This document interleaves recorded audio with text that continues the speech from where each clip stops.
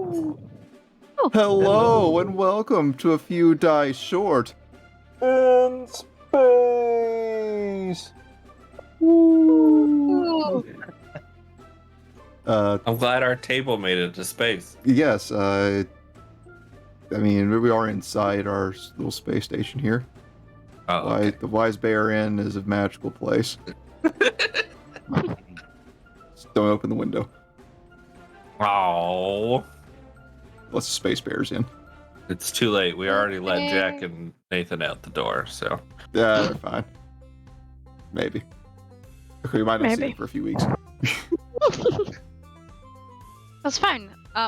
We're lots of fun, probably. Yeah. Today Exactly. is not D&D. We are talking about a game called Lancer. It is a sci-fi mecha RPG, and it is bonkers. Yeah. Oh, Code Geass. That's the only mechs I've ever experienced. What did you say? No, I was just trying to remember where I've seen mechs before, and it was in Code Geass. It's about Oh yeah. it's that one was fun. Not Gundam Wing or No. the animal one. Anything that was on Voltron. Tsunami. The new Voltron, Yeah. not the old Voltron. That one was fun. What was the animal ones? Voltron? There's Voltron. That was the Tigers. There's Transformers. There was one. Was it Prime. Zoids? That Oh, one? yeah. Zoids is no, awesome. I've seen that one. That was ages ago, though. I Yeah. have been tempted to remake Lancer into Zoids at one point, but it's Oh you my should do God. it. You know? Yeah. Yeah. We're all gonna. We're all gonna do that. Next. I could be like a giant spider. That's mechanical. Oh, hold on. Is Zoids owned by Hasbro? Maybe. No. It kind of looks like No, it might no. have been. There's Hasbro or Bandai? I can't remember. Anyways, we're talking about Lancer, sci-fi mecha You were. RPG. That is, the players are going to be playing as pilots, and they have their own mech lineup they can choose from as they progress. They can build their own mech out of a huge catalog of ever-growing mechs. In just the base edition alone, there's 4 corporations that are making mechs, and each of them have 7-ish mechs. I can't remember exactly. And then A lot. yeah, and then each book by Mastiff Press, the makers of Lancer, adds a couple more, and then there's a bunch of third party that just keeps adding, and they all are awesome and absolutely bonkers. And you'll see just how by what I mean by bonkers here in a little bit once we get into the mech's powers and a little bit of the world. I have only seen the 5 intro ones, so I am very excited now. I have seen none of them. Next Saturday, we're going to be playing a one-shot of this, where they're going to be using the base mech, the Everest, just starting out at level 0 and going through a kind of a pilot combat, narrative combat, mech combat, just kind of get a feel for a little bit of everything in one game. Yeah, and that'll be fun with them just kind of experimenting with their starter mechs. Let's go baby. ahead and switch over to the thing as soon as I find it. Fun thing about this, you don't have character levels, really. You have license levels.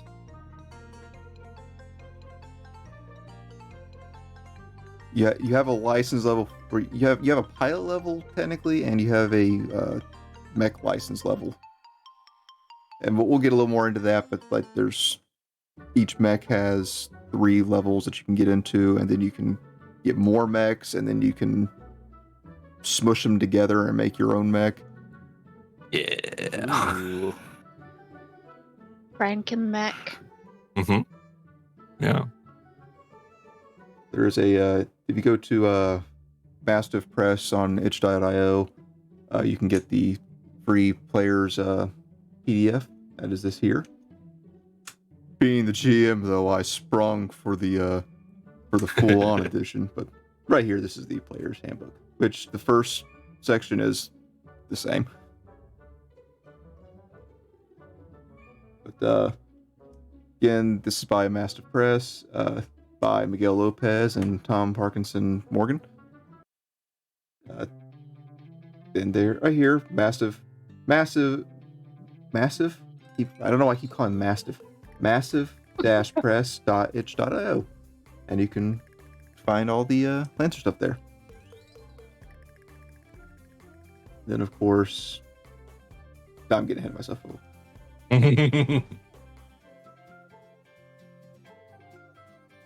They also have a page dedicated to just like players on content, discomfort, just the game in general.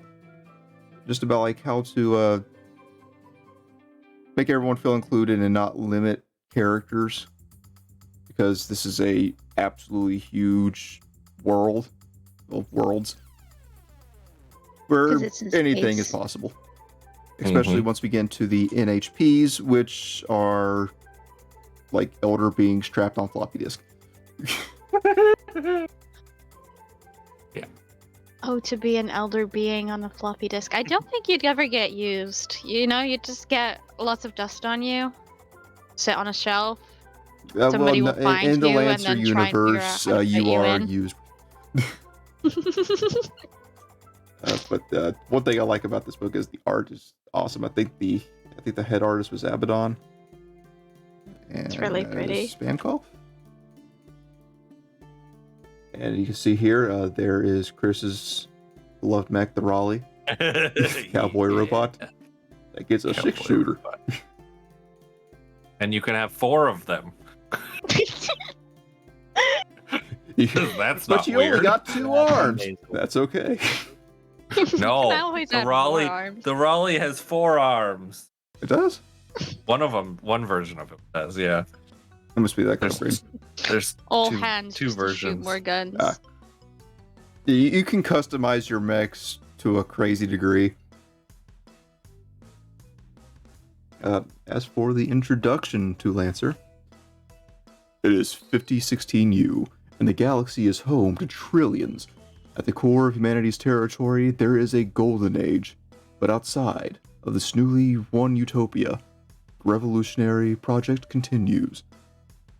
You are a Lancer, an exceptional mech pilot among already exceptional peers, and you live in a time where the future hangs as a spinning coin at the apex of its toss. The fall is coming, and how the coin lands is yet to be determined. Will you play a hand? Yeah, I guess. Okay, whatever. If I must. Best mech pilot ever.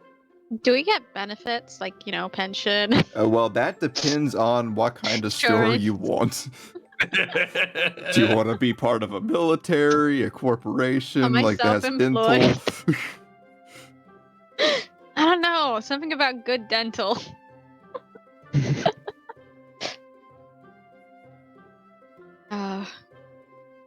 Do you want like free tea or something? No, that's Jack. I can pay for my own tea. It's fine. I'm not that bad. Kind of. Mm-hmm. Far now from our humble. Oh, okay. You can go on. It's fine. It's fine. Go on. Nope. No, I'm interested. I'm invested in tea. No, I was just gonna say I need good health insurance. Yeah, but does your character need it? I'd get back to you on that one, Chief. Okay.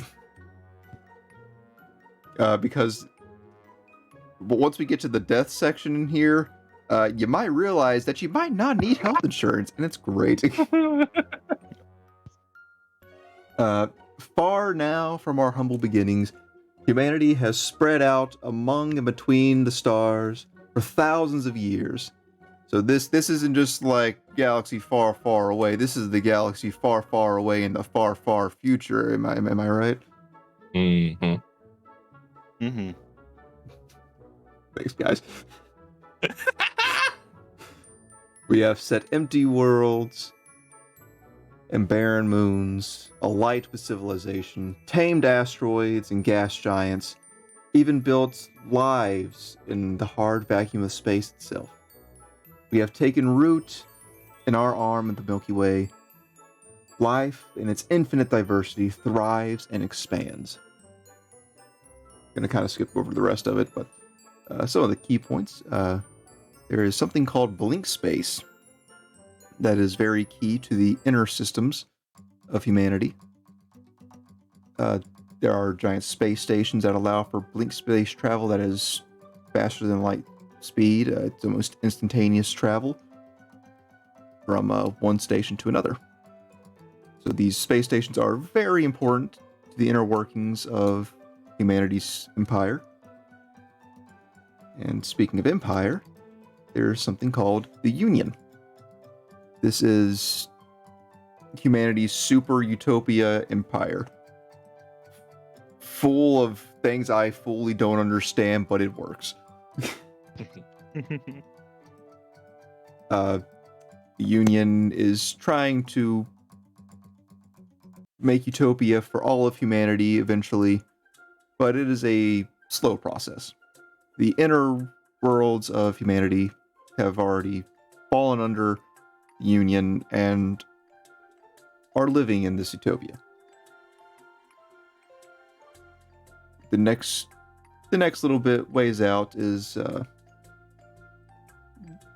more of a modern day kind of political climate and corporation climate, where mostly corporations are in charge of things. Think kind of cyberpunk. And then farther out from there, in the far reaches of humanity, there is mostly villages, small worlds that keep to themselves, things like that. More rural life, if you will.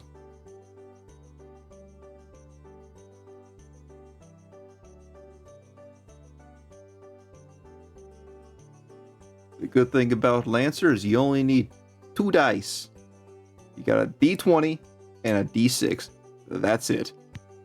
Yay. Yay. I'd spend so much money on the fancy day fixes instead of buying like full sets. Oh yeah. Just imagine. Yeah. Think of the money you can save or not save.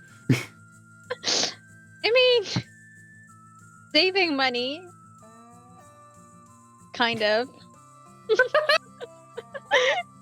Listen, fancy dice, you know? I want those big D20s with the little ducks inside them, or the D20s that have little skulls inside them, or the D20 that's just full of shark teeth. I've seen that one before. That one's Wow.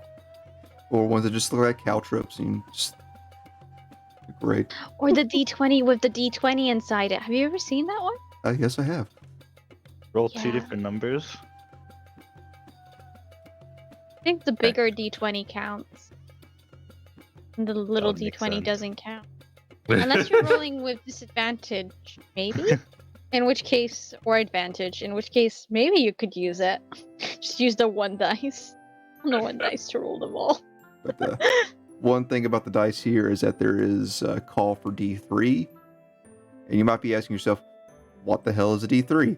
Glad you asked. It's just a D6, but you just round down whenever you roll. So 1 or 2, it's a 1, 3 or 4, 2, and then 5, 6, 3. That easy, simple math that my brain was just right on for a second. Don't worry about that. Warhammer used D3 dice as well. But also, Yeah. the CompCon character building tool that is free, mind you. You can make your characters, make your mechs. GMs can make their worlds and everything. You can set up encounters, set up NPCs, look up the entire compendium. It's awesome. Here, Yeah. we'll give it into it later, but I'll just show you a little quick peek. Here's my Great. setup. Got your Oh. compendium. Got your pilot. Yep. I cannot talk Like today. that color scheme. Farm War. Got your compendium. You got a pilot roster where you can make all your pilots, and GMs can actually copy pilots from their players. Encounter tool maker, again, where you can make the NPCs, set up encounters, and set up entire sessions and everything. And then your content manager, which I'll get a little more into later, but you can install massive press LCP files, as well as some verified third party. Oh. Nice. I didn't realize that you could change how it looks, so I have now changed how it looks. Yeah, I'm not a fan of the base one there. I wasn't either, but I was like, I have nothing else to do about it. But I could do something else about it. I just didn't know. Whoops. Oh, you're welcome. Just go to the options and change it from the default to either of the other two options. That's one. The other one's too dark. It gets too. Oh. But the thing is, if you switch it over to Horus, you get the Horus chat on the right, and there's some Yeah, I wild like conversations. that changes. That's cool. Oh. Yeah, apparently whenever they were first making this, the creators had like a Google sheet or something, and they just told people to go to town on it, and that's the chat log that appears. I might have that a little confused, but that's what I've read. The first one I saw, I swear to God, if you let's try again, I'm gonna ban you all. People horny in this chat, dude. I swear, not me though. Peter, LL. I'll switch mine over to Horus too. This is just so good. Horus is also the best corporation, by the way. Well, good to know. Oh boy. But the golden rules of Lancer are as follows. Specific rules override general statements and rules. So whenever you get into some of the weird mechs, like, I don't know, the Pegasus and its quote-unquote gun, that can override certain things.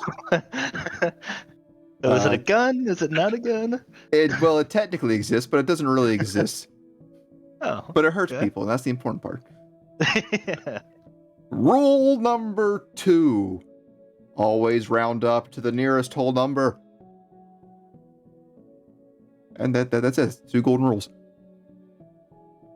Except when you're using a that free, in which case you're wrong. Yeah, that's a little different. But that's a I specific love rule rules. that overrides that general golden rule. Follow the golden rule. That's a song. Oh, I just read the quote under the Pegasus gun. Yeah, it's... So, some of the quotes for all of them actually just great. Yeah. You could tell they had fun writing it. Like, I just also in traits, gun. Yeah. It's gun. The dialogue's all jumbled up. Yeah.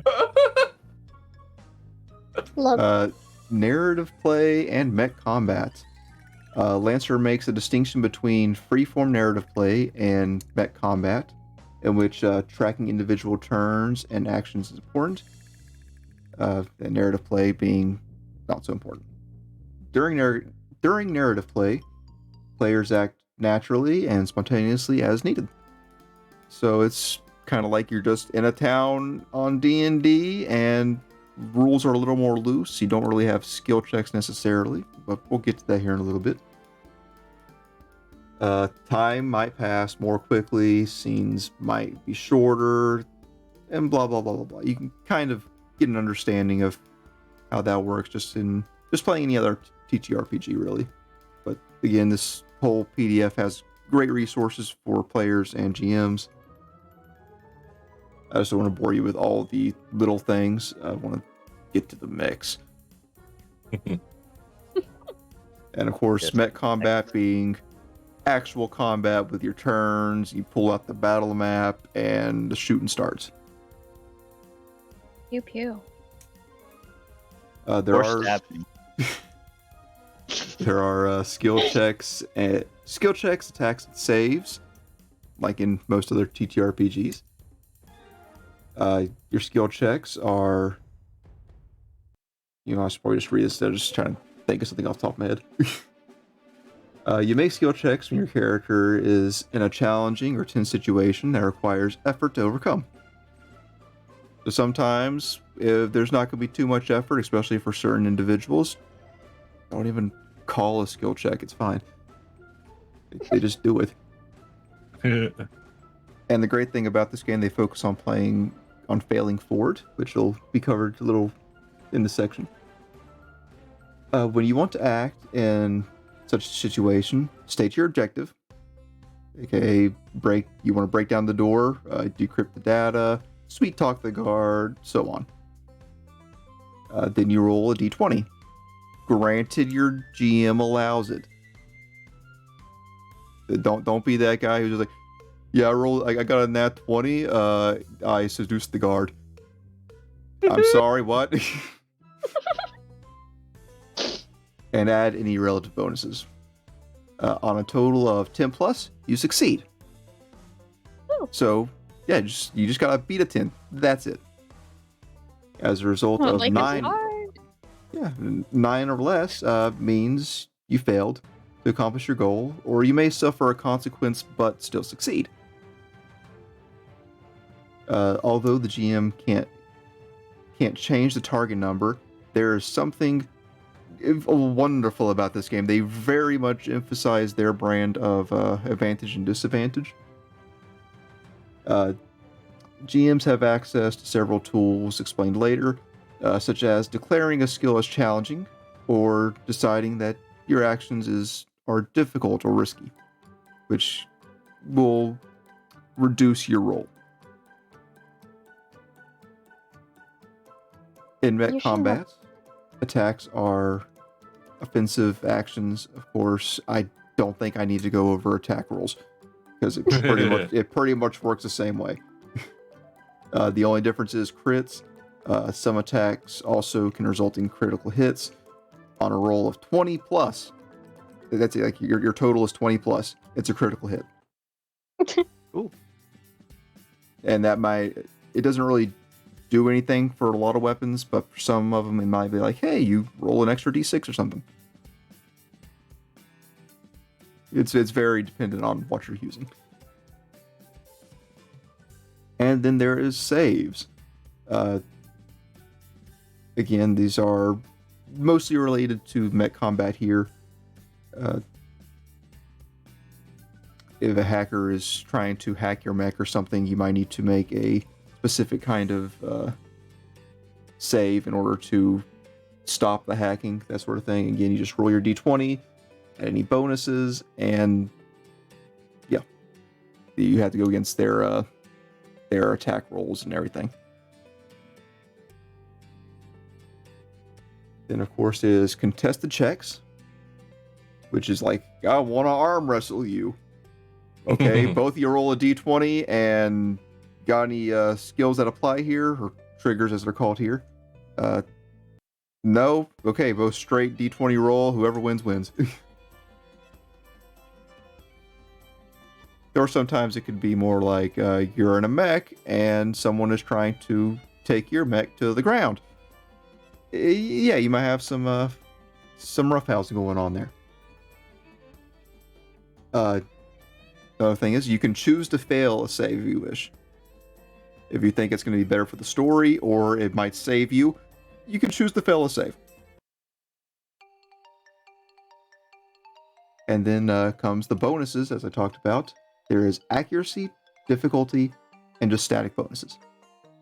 Accuracy and difficulty are kind of Lancer's versions of advantage and disadvantage. These are momentary bonuses that apply to certain situations that maybe your weapon or an ability gives you, or just the GM says, like, yeah, this might be a little harder to do.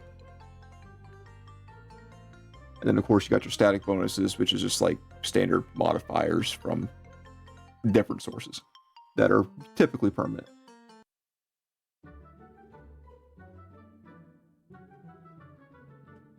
And if you watched our D&D streams, we kind of implemented a similar system to this for the advantage and disadvantage. Accuracy. Each point of accuracy that you obtain, you add a d6 to your roll. Each point of difficulty subtracts a d6 from your roll.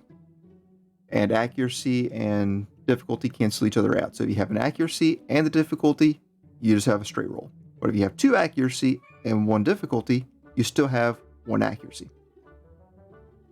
So what you'll do is say that you have 1 accuracy, you roll your d20, roll your d6, and whatever you get from that d6, you add that to your roll.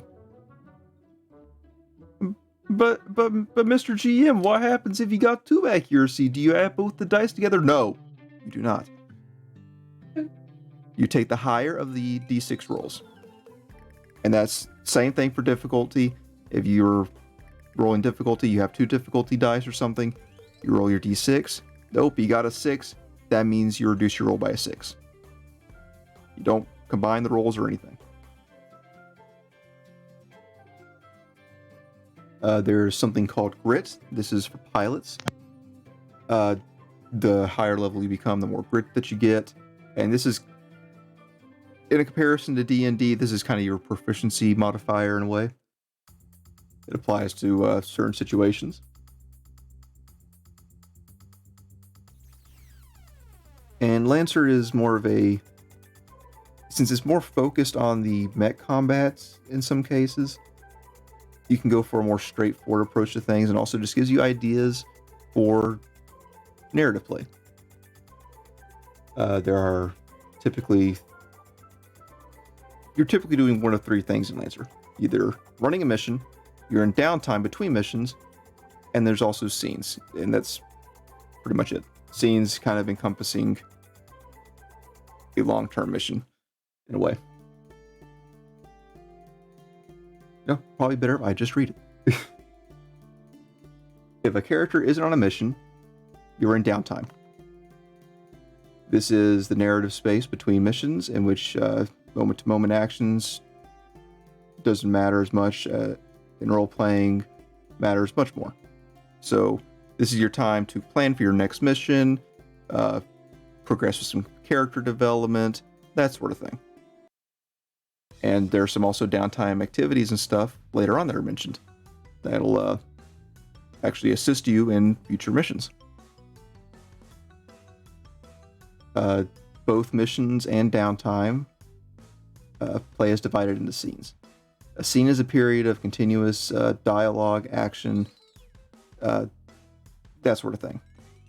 So say that you have a battle map and player's goal is to get through this this barricade of enemy mechs. That is one scene. So long as once that combat is done, that is the end of the scene. As an example.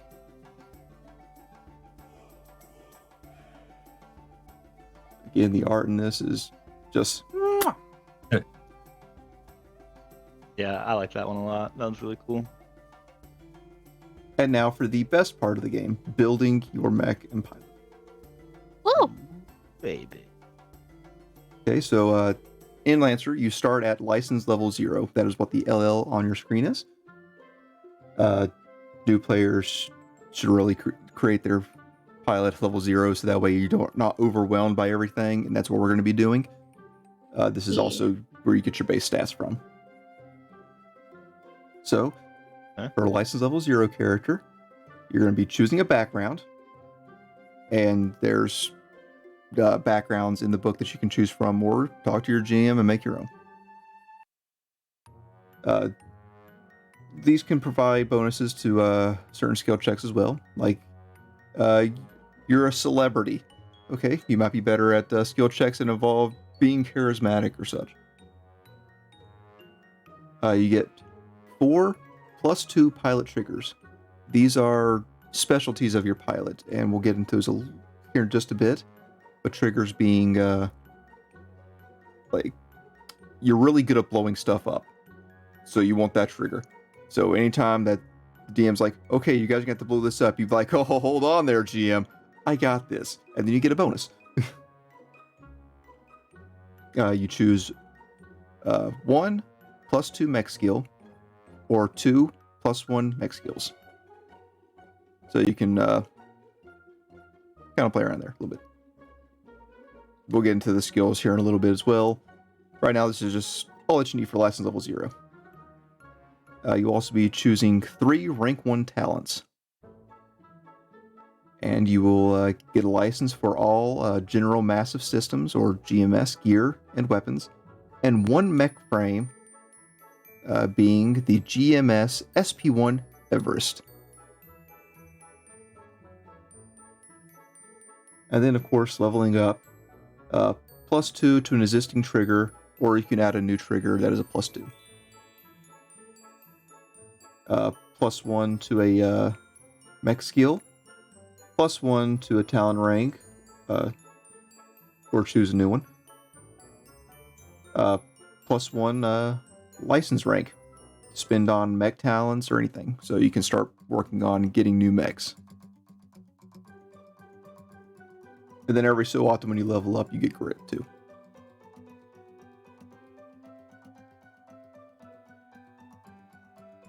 And here is the level chart here.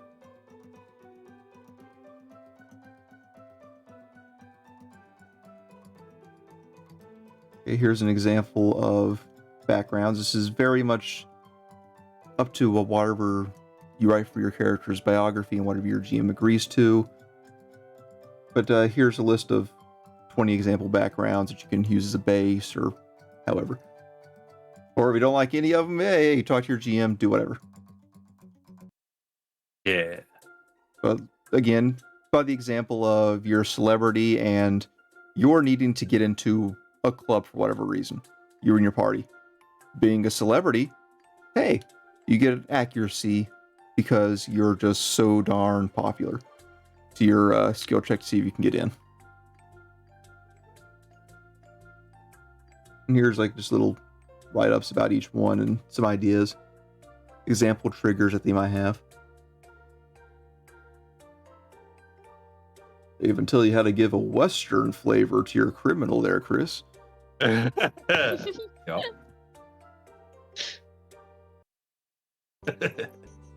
And then there are triggers. These are short phrases that need to be a little specific, but not too specific. For example, like apply fist to face. You're good at punching people. Get somewhere fast. You know how to find shortcuts and that sort of thing. Of course, this is kind of up to situational instances, like maybe you can apply fist to face, but maybe if you're fighting a robot or something and it doesn't feel your fist, so what's the point in punching it? That's just probably a really bad example. So you look cool to all of your other friends when it doesn't hurt that much. Exactly. It's all about style. A note about triggers. They don't apply to mech combat, more or less. They are not related to your mech skills or anything. These are narrative. So, yeah. Tracking triggers. You only need to write down the triggers your pilot currently has. Choosing 4 + 2 triggers at level 0, you might end up with something as seen here. You might end up with +2 threaten, +2 get somewhere fast, +2 lead or inspire, +2 spot.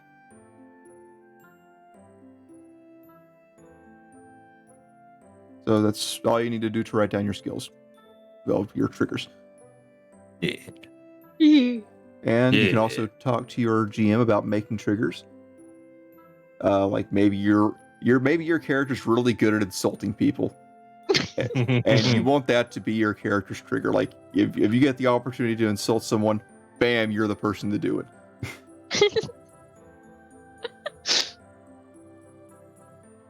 Here are a bunch of example triggers. Act unseen, unheard. Apply fist to face. Assault. Blow something up. Charm. And so on and so on and so on. There's a lot here. My favorite is show off. That one's the best one, clearly. Everybody should pick it. Survive Okay. sounds like it might come useful. Oh, I didn't pick show off.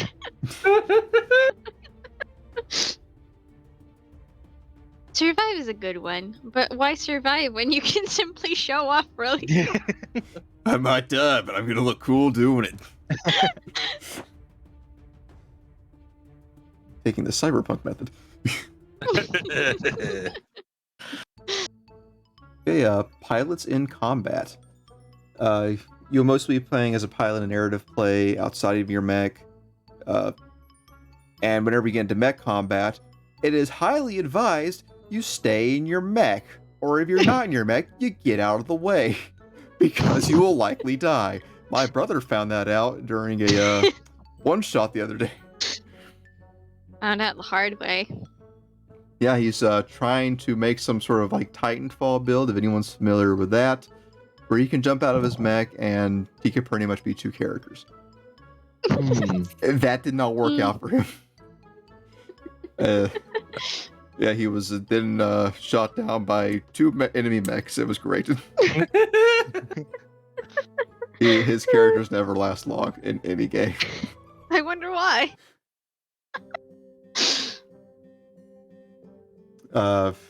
Anyways, your both pilots and mechs have HP, but guess what? Pilots don't really have that much HP. No way, why? They're clearly tankier than any mech I've ever You're come soft, across. blood-filled sacks, okay? And you need to keep that blood in you. You're walking conscious pillows. Although pilots operate on a different scale to mechs, they have some of the same statistics: size, HP, evasion, E-defense, and speed. Size being how much space your character occupies, so like are you extra small, big, extra big, that sort of thing. HP, that's how much damage you can take before your character dies. I'm pretty sure everyone that is listening to this right now knows exactly what HP is. If you don't, Hope so. welcome to the world of the internet and gaming in general. Evasion. This is how hard you are to hit. So if you're taking it from D&D, that is your AC. E-defense. This is how hard your character is to hit with electronic systems. A lot of the times, pilots won't be affected by it, but sometimes they are. Kind of like that.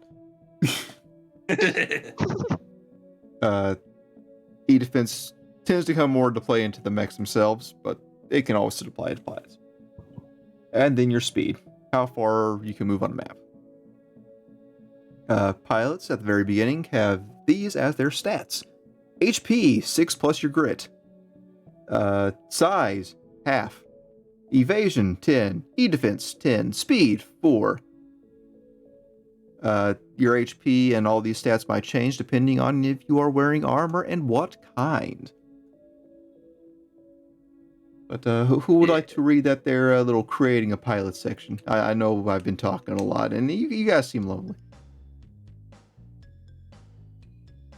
Creating a pilot. Thanks, Matt. Make the pilot part of your character at license level 0. Just follow these simple steps. 1.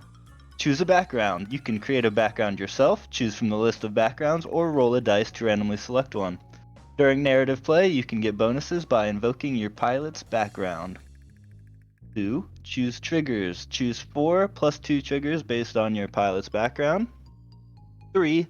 Write down your pilot's combat statistics: size, half, 6 HP, 10 evasion, 10 E-defense, and 4 speed. Is that like everyone's level 0s, or is that just everyone. Example? Gotcha. Of course, the HP changes depending on grit, but at level 1, it's level 0. Everyone's the same. Oh yeah, pilots have the following statistics. I see. Choose gear. Before embarking on a mission, you'll choose gear for your pilot from the gear list in the compendium. Pilots can have armor, up to 2 weapons, and up to 3 other pieces of gear. And there's a badass mech on the next page. Got a cutaway of it. It's beautiful. Yeah. And now we're going to be talking about the mech. Mech skills. You will apply some bonuses to some of these mech skills during your character creation. There is Hull. This describes your ability to build and pilot very durable, strong, physically mechs. How structurally sound your mech is, can't take a punch and keep going, that sort of thing. Your agility describes a pilot that builds fast mechs, very evasive mechs, very hard to hit, and very good at dodging, like mortar strikes and stuff like that. Your systems describes your ability to build and pilot advanced mechs with powerful electronic warfare capabilities. So a lot of hacking and stuff like that. And then there's engineering, for those that like to live on the edge. Describes your ability to build and pilot mechs with effective reactors, supplies, and support systems. Yeah, engineering seems to go one of two ways. Either you're super helpful, or you turn into a glass cannon and it's beautiful. Yep. Mech skills go from +0 to +6. Instead of triggers, whenever you make skill checks with the mech, you would apply these. So, like for instance, instead of assault, you will do Hull. And in mech combat, you'll be using them a lot for saves. Also, additional bonuses for certain things.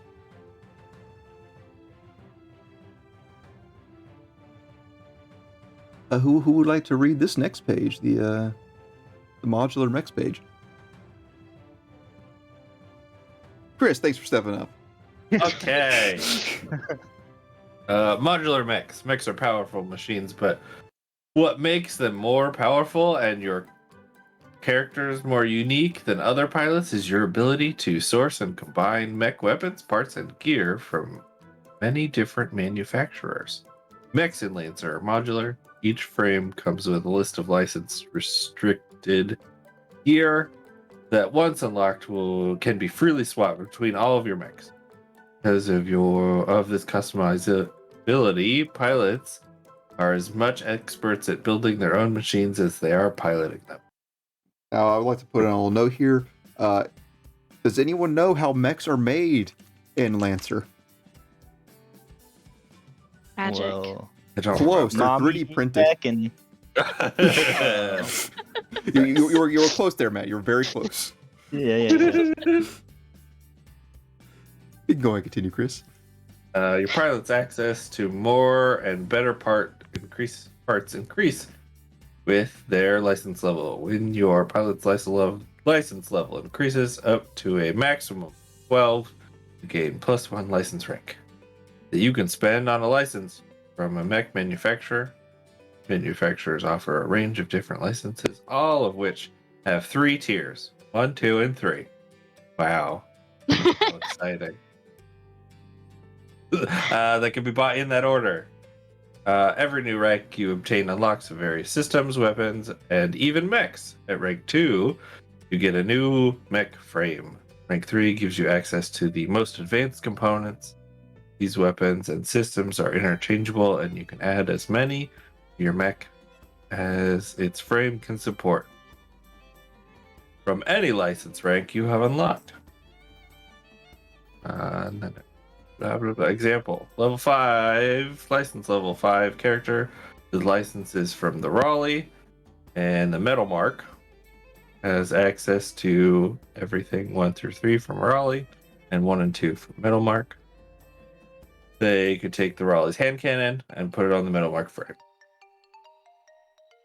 Yeah, so you could just mix and match and just make whatever you want. Collect them all. Yeah. Yeah. General Massive Systems. All pilots, even at level 0, have access to General Massive System supplies. You automatically get the Everest frame, which probably has like one of the best systems in the game. which we'll get to later. And you also get the GMS gear list, so pretty much all your generic weapons.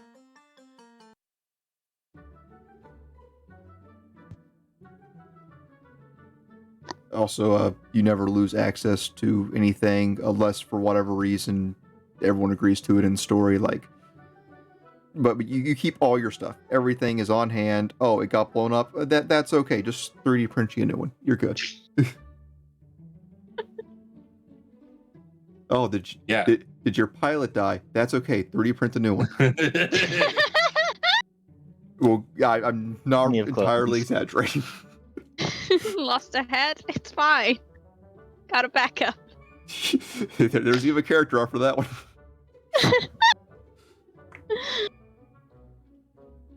Mech structure. Starting out, there is the frames of the mech. That is where the overall look of your mech kind of comes into play, and also what kind of mounts they have, what kind of systems they have, their base stats. And then from there, you build on with whatever else you got. Sizes for mechs can range pretty heavily. Size half can be either a pilot, like a power suit for a pilot, or just like a smaller mech. Size 1 is more like, again, if you play Titanfall, that kind of size mech. And that's kind of the general standard size. Size 1. And of course, you get bigger and bigger as you go on. Currently, by the base rules, the biggest mech is size 3. But there's bigger ones now. And then, of course, as GM, you can do whatever you want.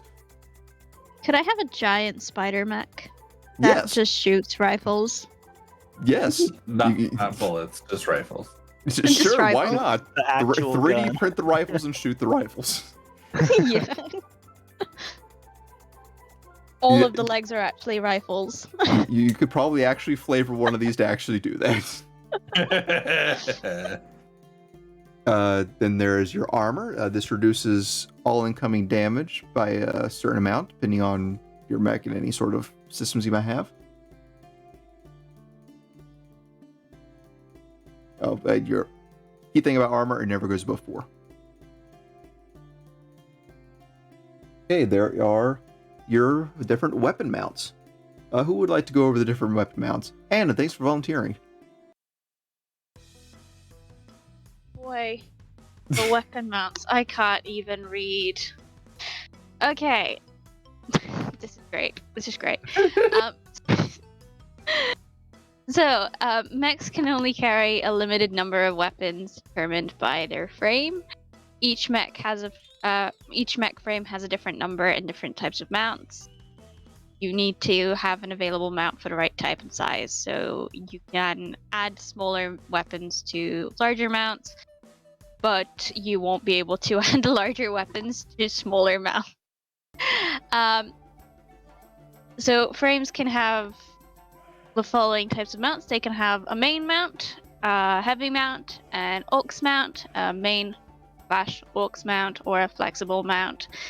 There's an integrated mount and a super heavy mount, and they all have little traits and features and quirks that totally make sense, but I can't get my head around.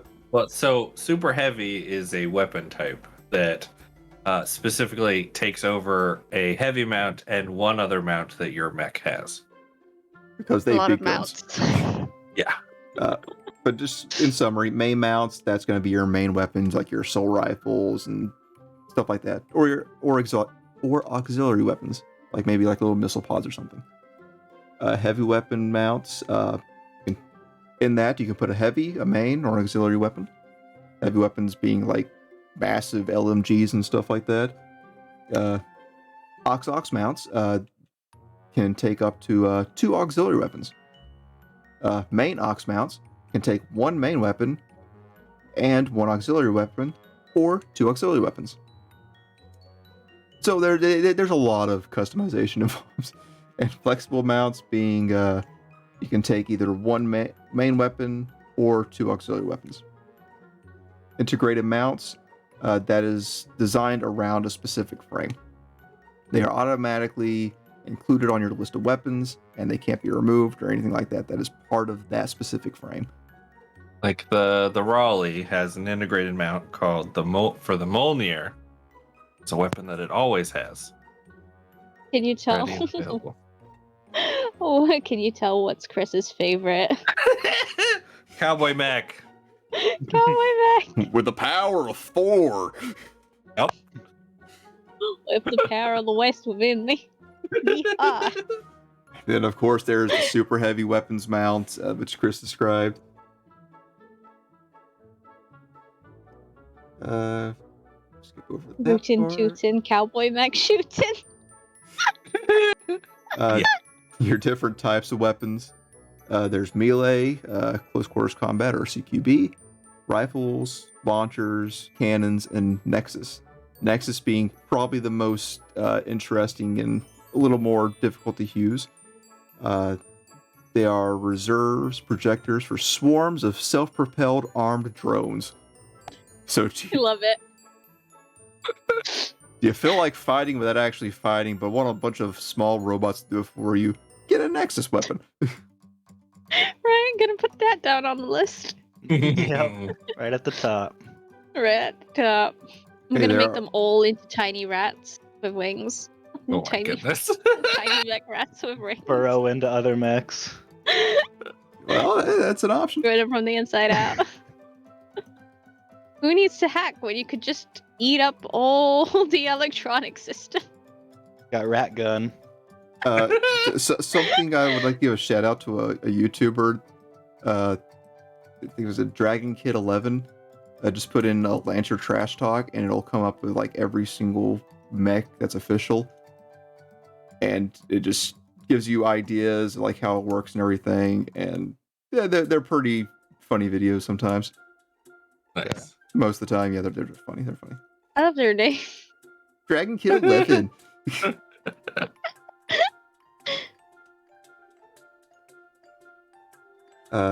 Damage wise, there are multiple damage types.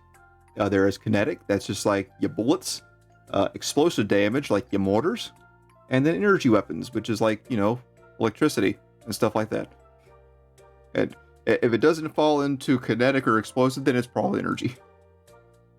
Some special weapons also deal heat damage, which is harmful to a mech's nuclear reactor, and also can burn them over time. I like. Which in home game for Lancer, Cody, he was on here before in the Witch one shot. He is building a Tokugawa mech, which is going to be a melee on the verge of exploding mech at all times. Oh Nice. god. Take him You're down. coming down with me. Yeah.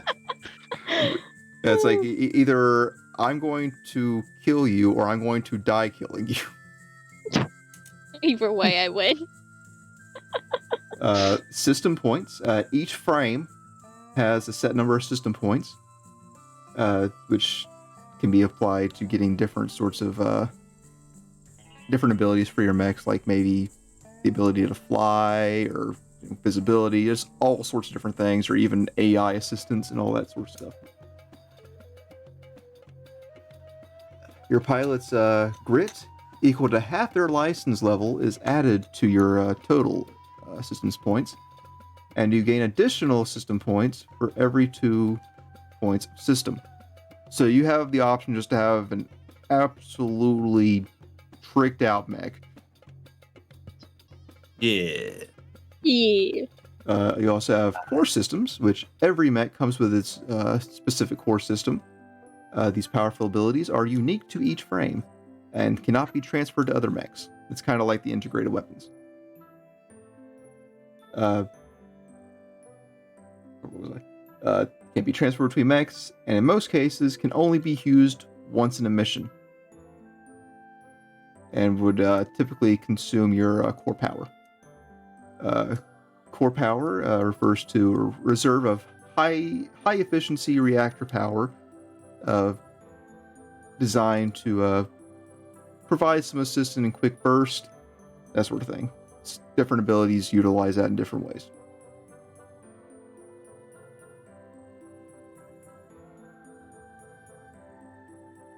Okay, your base statistics. Again, all these statistics are different from frame to frame. You got your repair cap. This is repairs. This is for how much you can repair. Repairs are a kind of currency that you can use to heal your mech. If your mech runs out of repairs, you can no longer regain HP or fix any damaged systems, that sort of thing. The more you use, better off you'll be until you're out. You got your speed, which pretty straightforward. Whatever you got all the speed, like you got speed 4, you can move 4 spaces on the map. Yeah, distance in Lancer is very loose. It just goes up to straight numbers.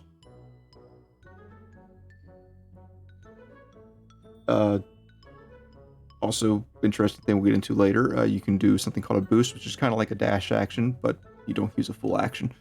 We'll get to that later. Evasion, again, like Pilot, how hard you are to hit. Your hold on, water. Sensors. Mech sensors is the maximum distance in spaces over which mechs can detect enemies, use tech systems, and make tech attacks. Characters within your sensors. It isn't hiding. You know where it is, even if you can't see it directly. Can't Are see there them, stealth but you can mechs? smell them. Oh yeah, there are several stealth mechs. Oh, that's awesome.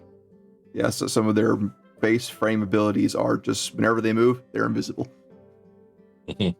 Oh, yes. Tech attacks. You add your mech's tech attack as a bonus instead of grit when you conduct electronic warfare. I just cracked my neck and that felt pretty good. Good. Your E-defense, how hard it is for electronic attacks and guided weapons and systems to hit you.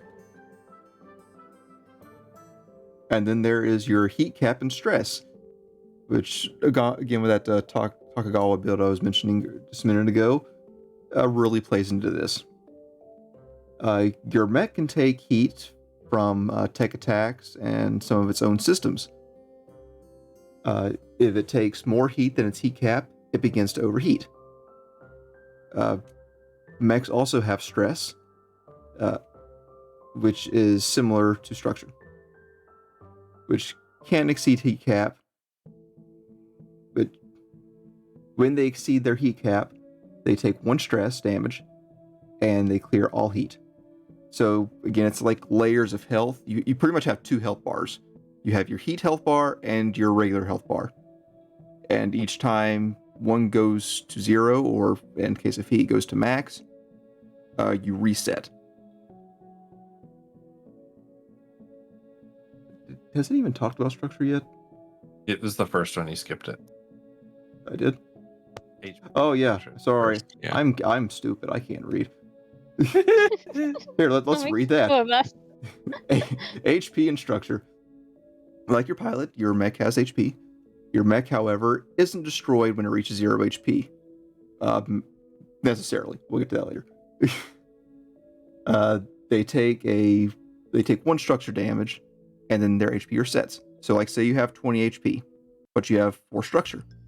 Your HP is reduced to 0, and you, like, oh darn, you'll be rolling on a certain table, which we'll get to later, but your HP resets back to 20, but you lose 1 structure.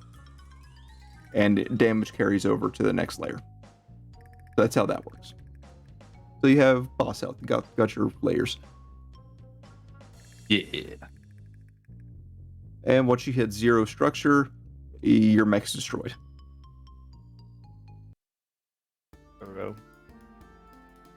And skipping back down to heat cap and stress, because I missed the important parts. Heat cap and stress. Heat cap being related to your HP, and stress like structure. Again, So, yeah, it's like the opposite of health. yeah, Heat goes up, health goes down. health goes down. Technically, if you wanted to write it the other way, it doesn't matter so long as whatever's easier for you, as long as you're baby. keeping track of it. Yeah. Okay, save target. When you force another character to make a save, they must match or beat your mech's save target, or take consequences. Yeah. Okay, and there's a little bit about improving your mech. This goes from your skills. Your pilot's grit is added to your mech's HP, save target, as well as your system points. Who would like to read the rest of improving mechs, starting at your pilot's hull? Matt, thanks for volunteering. Oh yes, I've got this. Your pirate. Wow. Your Yarg! pilot's hull affects your mech's durability. You gain plus 2 HP for each point of hull, and plus 1 repair cap for every 2 points of hull. Your pilot's agility affects your mech's maneuverability. You gain plus 1 evasion for each point of agility, and plus 1 speed for every 2 points of agility. Systems affects mech systems and electronic warfare abilities. Plus 1 E defense and tech attack for each point of systems, and plus 1 SP for every 2 points of. And lastly, engineering affects heat management and ease of repair. Plus 1 heat cap for each point of engineering, and plus 1 to the maximum use of any limited systems or weapons for every 2 points of. All right. Alright. Huh, they're all very useful in their own way. Yes. It's a tough choice. It entirely depends on what you want to do Yeah. with your mechs as you go through it. Of course, there's a way to reallocate all of this stuff, and if you're just absolutely desperate, like, "Okay, GM, I absolutely hate my character. Can we redo this?" Sure. Okay, got your core bonuses. Who would like to read over core bonuses, Chris? Okay. As your pilot acquires more licenses, they gain known knowledge. Wow. Oops. None of And us can read skills. today. We're doing really great. Specific to individual manufacturers and their design philosophies. This specialization knowledge is represented by core bonuses, unique enhancements that offer interesting ways to customize your mech. Core bonuses are permanent improvements that apply to any frame your pilot uses. You cannot choose the same core bonus more than once, but as your pilot progresses, you will be able to choose a range of different bonuses. Your pilot gets new core bonuses for every 3 license levels, and you can always choose core bonuses from GMS list. But for each core bonus you choose from another manufacturer, you first need to have 3 license ranks with that manufacturer. Explains what that means.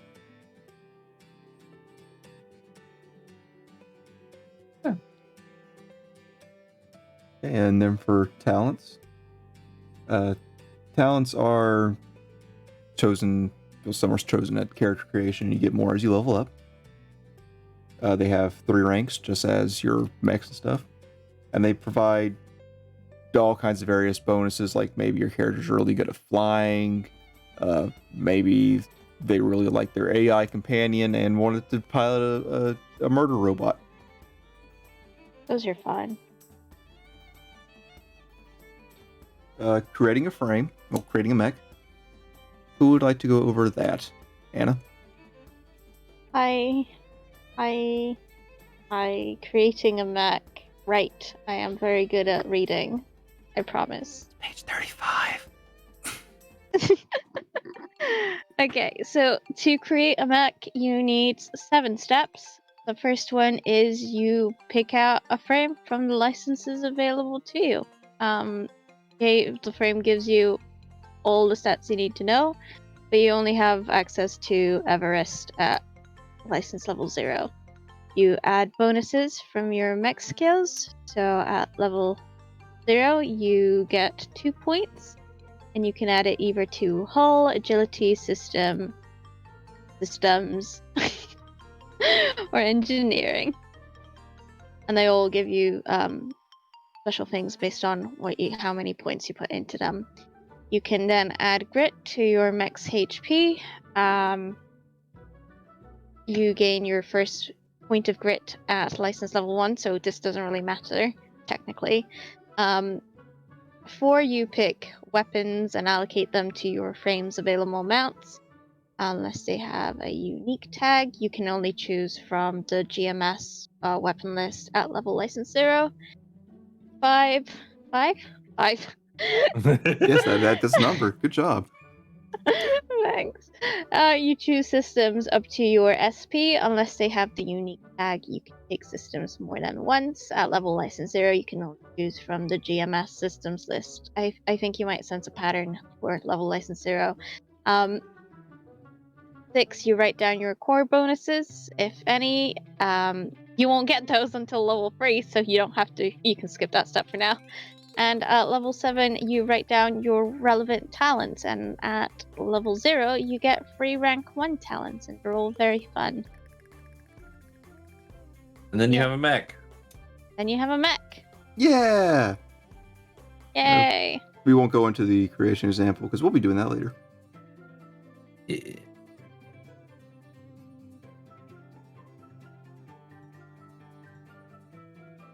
Pretty art. Yeah. Mhm. What if you had a mech dragon? You can do that. Make flying mechs too. Yeah, I think I you can kind do of want to whatever you make want. like a giant mech that's just rats all the way down. Oh, gross. Well, I was listening And then to one pulls away to a tiny drone. I was listening to Pink City on Twitch. They're doing a Lancer campaign, and they did a one shot, kind of going over some of the mech combat rules. And one of them took their Pegasus mech, and they turned it into a meat robot, which is just like a slab of disgusting meat. And they had some interesting visual description on that. Gross. Oh, just wait till the they picture get. is already a little creepy itself. Now meat mech. We already had one. the pilots are the meat mechs. We actually did have a meat mech in the witch one shot. Yeah. Yeah. Piloted by a Yeah. monkey. Yeah. And then a spider. If you Yep. think back to it, rather. That happened. But, this section right here, the structure of play. Key things for setting up missions and stuff. Briefing, the mission's goal is established by the players or the GM. And from there, the GM sets the stakes. So the players want to come up with some sort of plan, they can. And the GM just says, okay, well, here's what you're going to have to do for that. Preparation.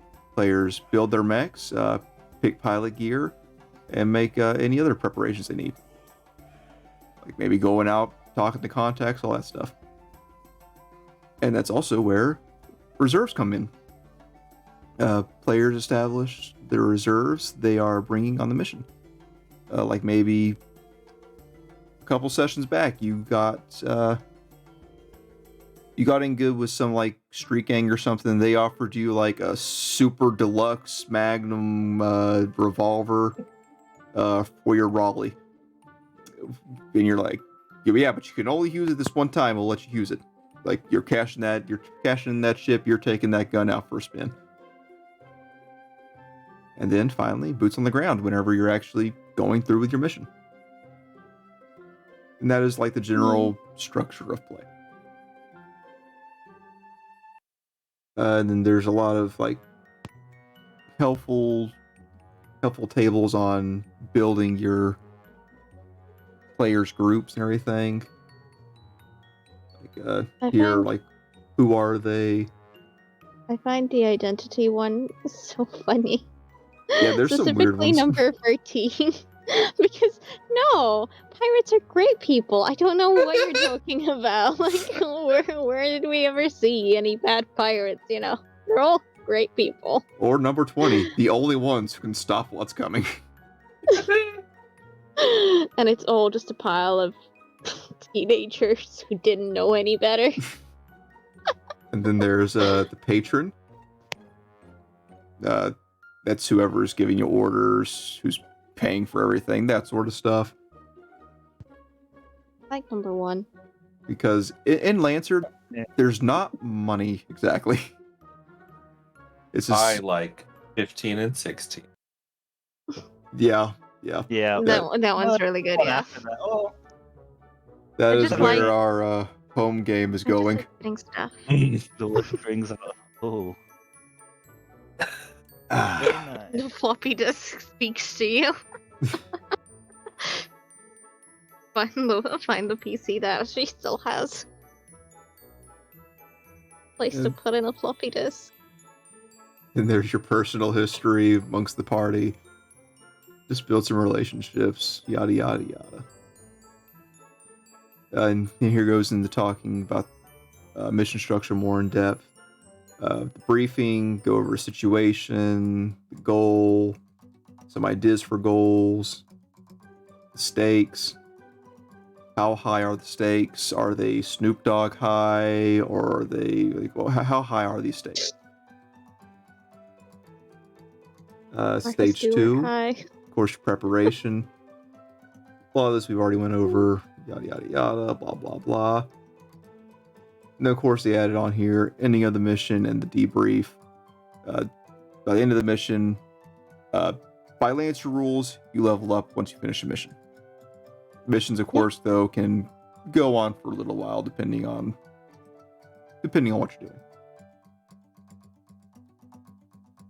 Typically, though, after the first session, I recommend leveling everyone up because everyone wants their own unique mech eventually. Yeah, which you have to get. You have to do 2 levels up.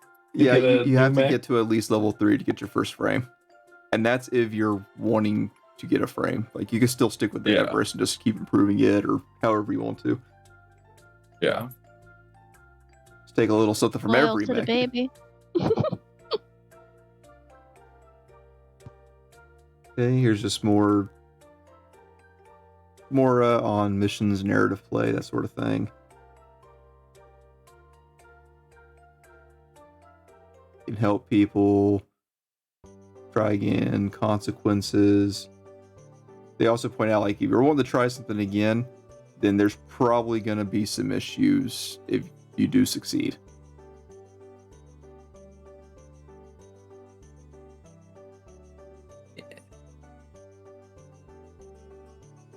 Just kind of skip over a lot of this stuff. It's very number heavy, which we don't want this number heavy. We want the mech number heavy part. What about down and out? Yeah, that might be important. 49.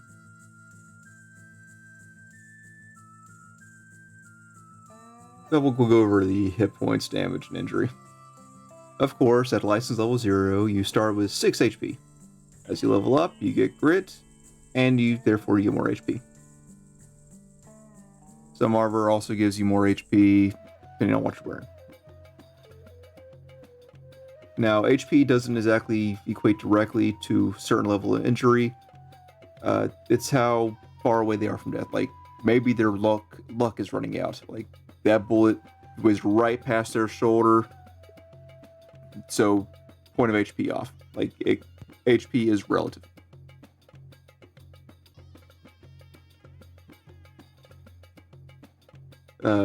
Consequences and complications of certain skill checks may deal damage. Here's what damage to a pilot might look like in a narrative play. Minor damage, 1 to 2. Minor damage might be a result from being shot by small firearms. Okay. Okay, that's a little more than I was expecting. Major damage might be dealt by assault or heavy weapons, long falls, toxic gas, exposure to vacuum, and so on. Lethal damage, yeah, you're dead. You got stepped on by a mech. You got blown up. That sort of thing. Also nice, pilots can have armor. Yeah. That is good, yeah. You got your down and out. When your HP is reduced to 0, you roll a d6. Again, this is for pilots specifically, this portion here. Mechs have a similar thing. On 6, your pilot barely shrugs off the hit, and you return to 1 HP. You good. On 2 to 5, your pilot gains the down and out status and remains at 0 HP. You're unconscious, pinned, bleeding out, what have you, whatever's narratively appropriate. But you're useless right now. If you're in mech combat, they are stunned, and their evasion drops to 5. If they take any more damage from being shot in the head, for instance, they die. Yeah, that typically kills people. On 1, your pilot luck has run out, and they immediately die.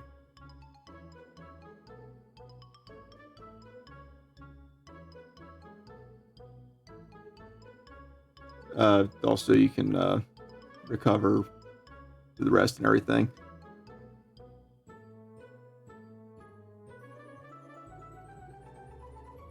Okay, downtime. Downtime is just narrative play. That's all the shenanigans of running around the city and what have you, whatever Committing your party's doing. Yeah, that sort of thing. Just harmless fun. And speaking Yeah, of things getting like people committing fired. crimes, maybe during your downtime you pick up some reserves.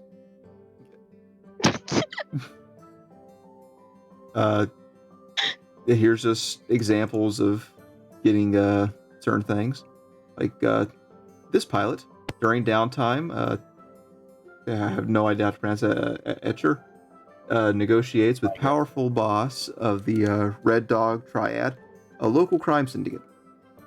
Etcher knows his next mission might take them through Red Dog territory.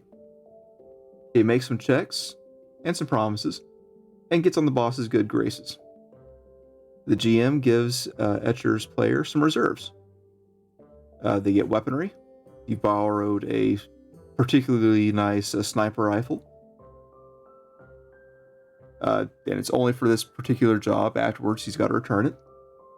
Backing. They have the Triad's backing. If someone messes with me, they can evoke that. Like, say, someone from this Red Dog group, Red Dog Triad, starts messing with them. They're like, hey, yo, I got this, and show them something. I don't know. Stop messing with me. Information. Thanks to the Triad's spy networks, I can ask the GM what kind of enemies we might run into during the mission. So downtime can really come into can be very helpful if you're smart about it. Yeah. Then down below there's a bunch of tables about different things you can give your pilots during downtime as little rewards.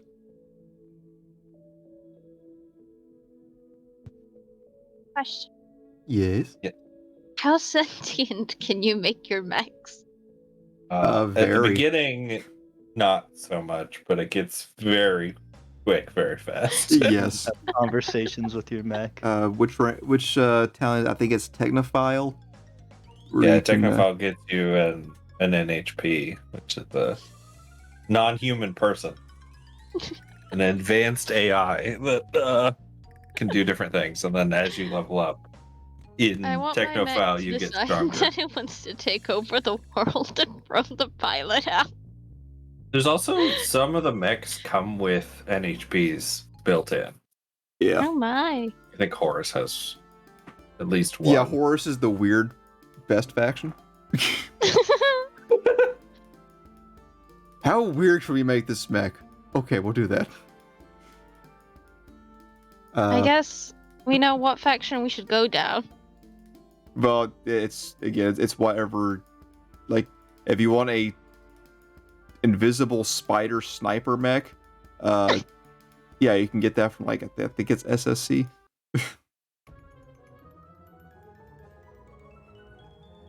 Yeah, I think all the stealth mech are SS.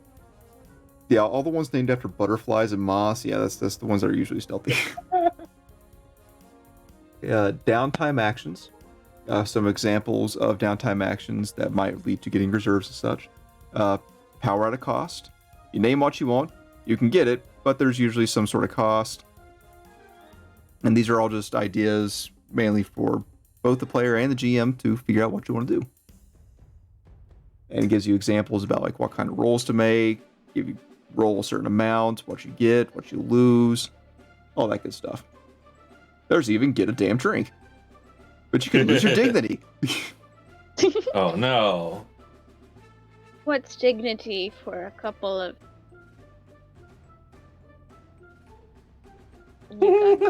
Yeah, exactly.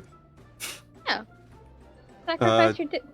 You can also So I don't make think your your own business. dignity is worth much then. You can make your own little side business, which can get you some things here and there. And now we get into mech combat.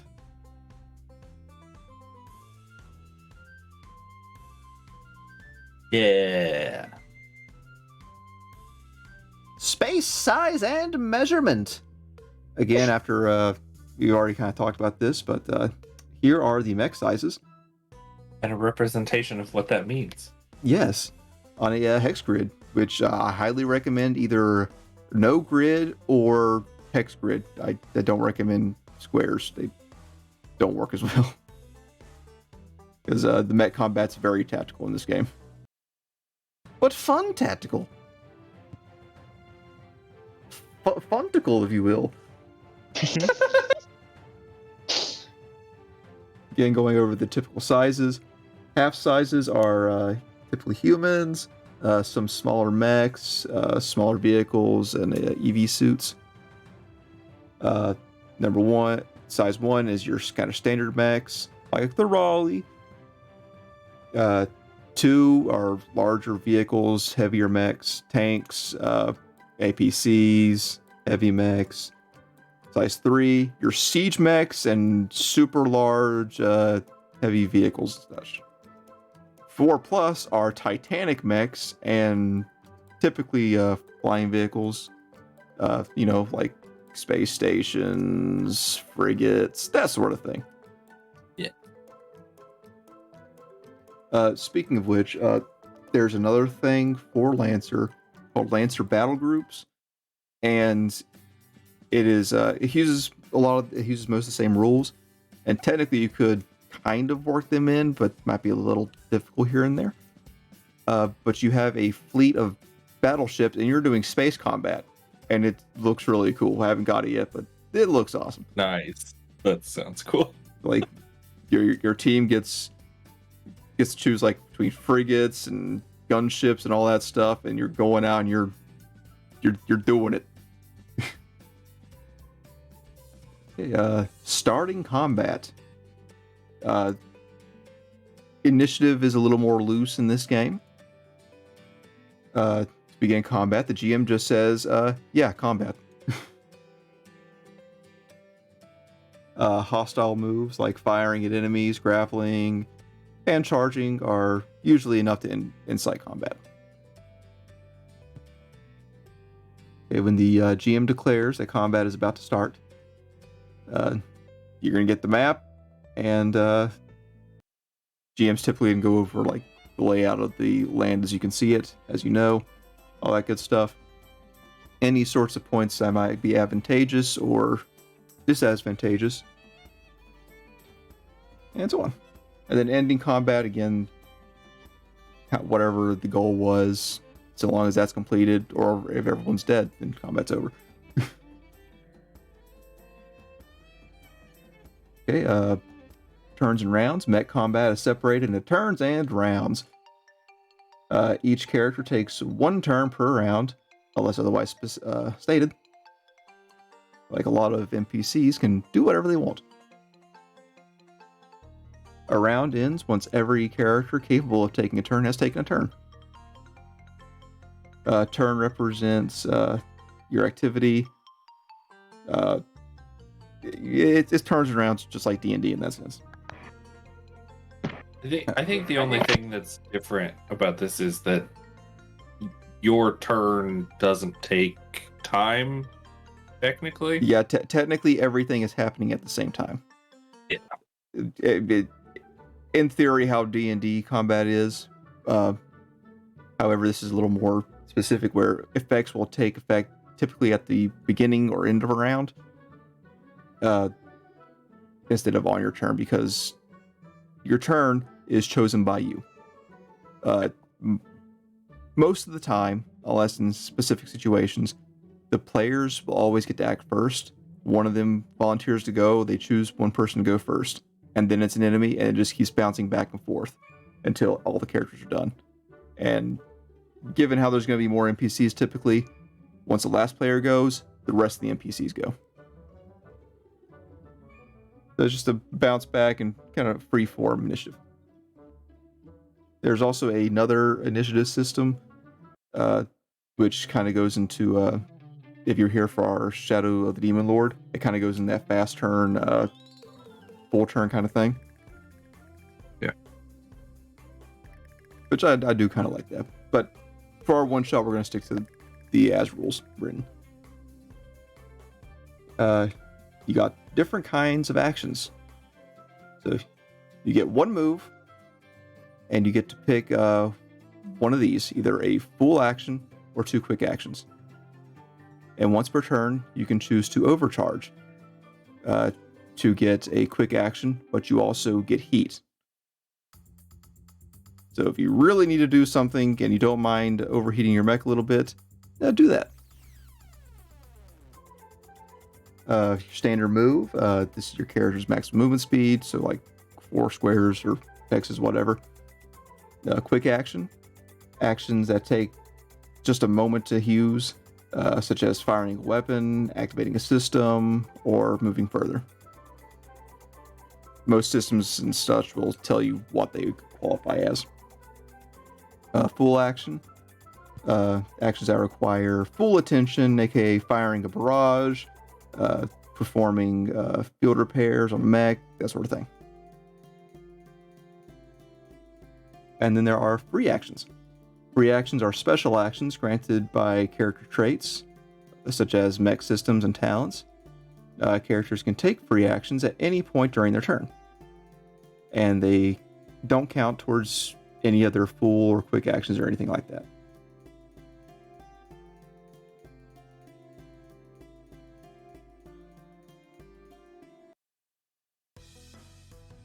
You also get reactions. You get one reaction standard, where you can brace or perform Overwatch, attack someone that's moving. And then, of course, Overcharge, which lets you get another quick action, but at the cost of heat.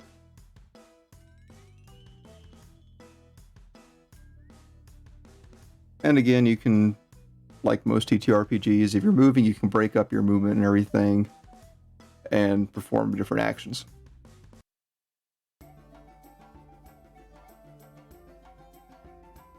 Adjacency, characters are considered adjacent whenever their boxes are touching. An obstruction is anything that blocks passage, preventing movement through a space entirely. It's like there's a solid wall there, thick ass wall, thick old boy there. Can't get past it without some extreme measures. That counts as obstruction. Characters can freely pass through spaces occupied by obstructions smaller than them, including other characters. However, they can't end their movement in a space that is occupied by another character or object, unless specified. That means a size 2 mech, for example, could move through the space of a size 1 mech or object. but could not finish its turn on the same space.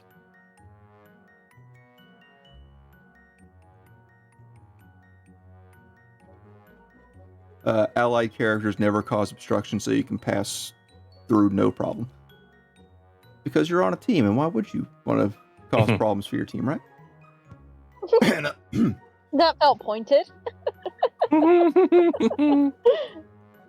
There is engagement. That is where someone gets down on one knee, pulls out a ring, and asks to marry them, yada yada yada. Oh, sorry, wrong one. Engagement, this is whenever whenever a character moves adjacent to a hostile character to them, both of them gain the engaged status.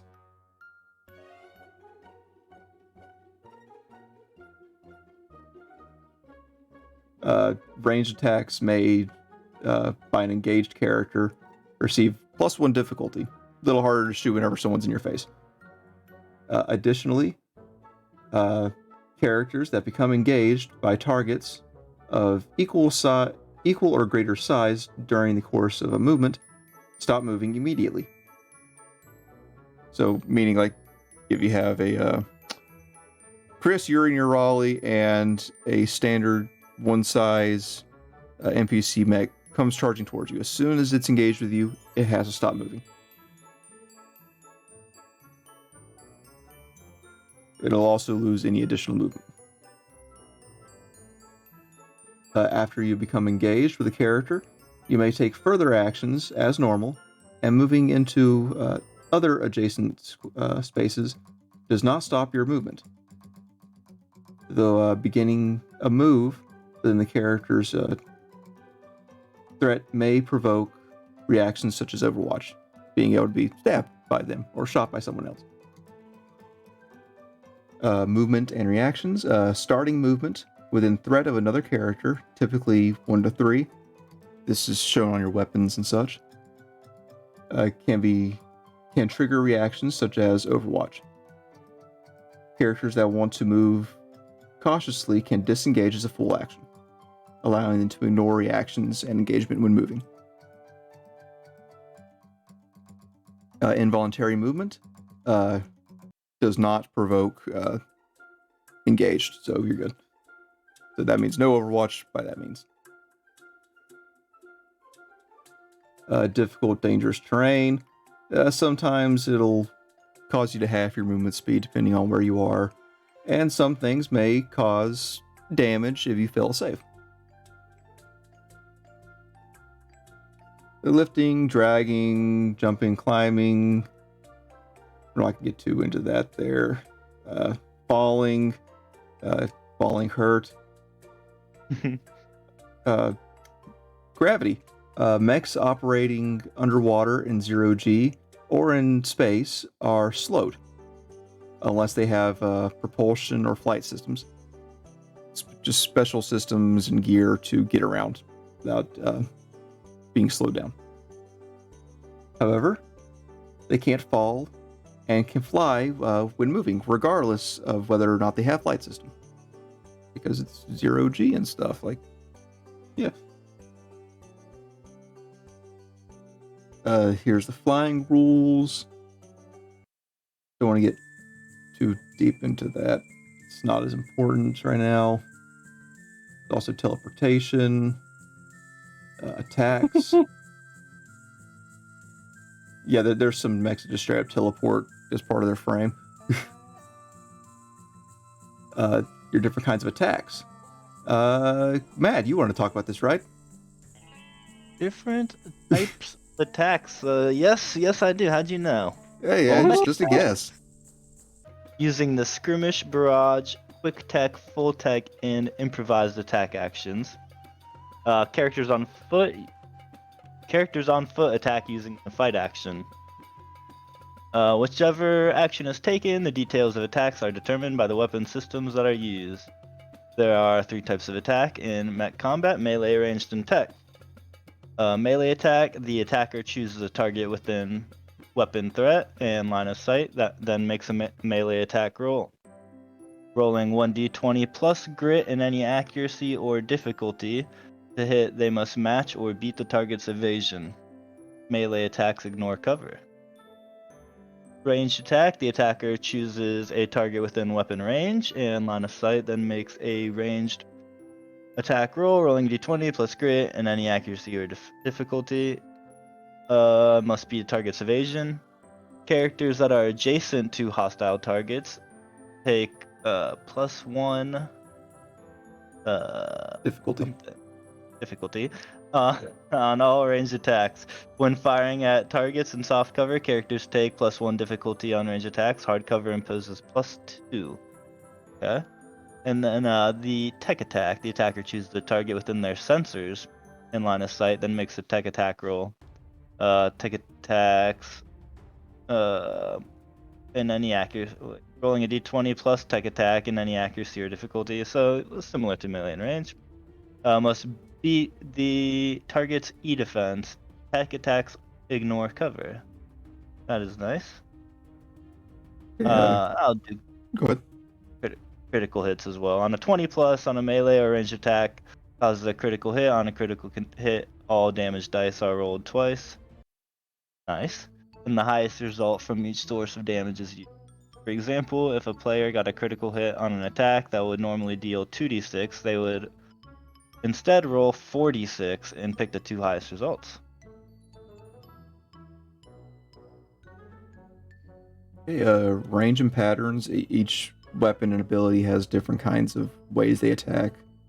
Line X affects from a character in a straight line at however many spaces indicated. Cone, similar to line, but it's a cone. Blast X affects the characters within a radius of X. Didn't know we were doing algebra up in here, did you? No. Drawn from a point within range, line of sight. So this is like throwing a grenade or something. And then there's burst. It's like throwing a grenade, but you drop the grenade.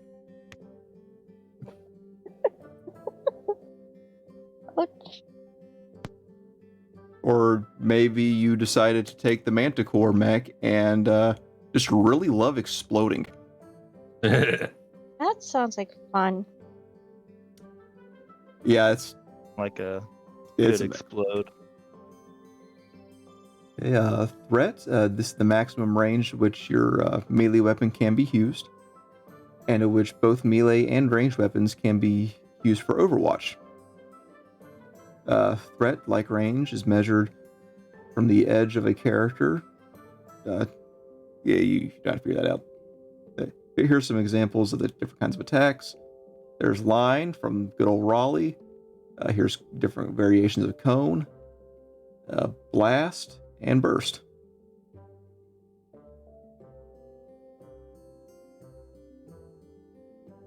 Okay, choosing valid targets.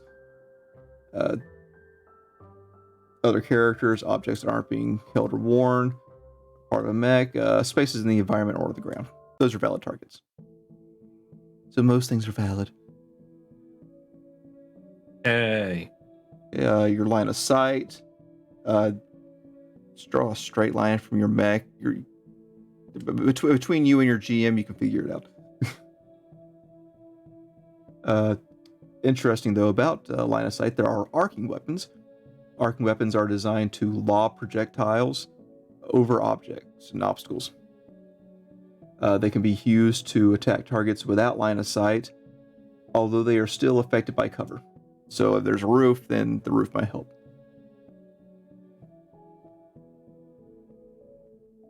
Example here, an arcing weapon still can't fire through 50 feet of metal bulkhead. Yeah, that makes sense.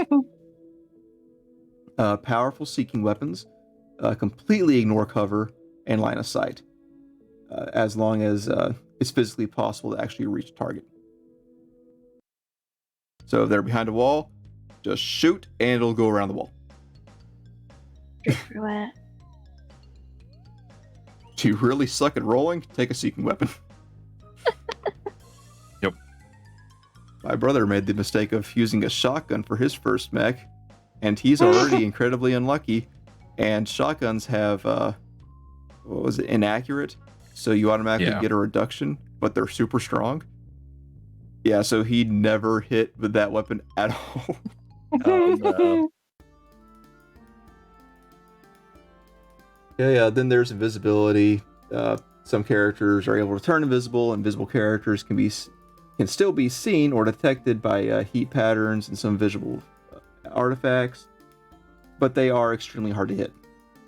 All attacks, regardless of type, have 50% chance of missing outright.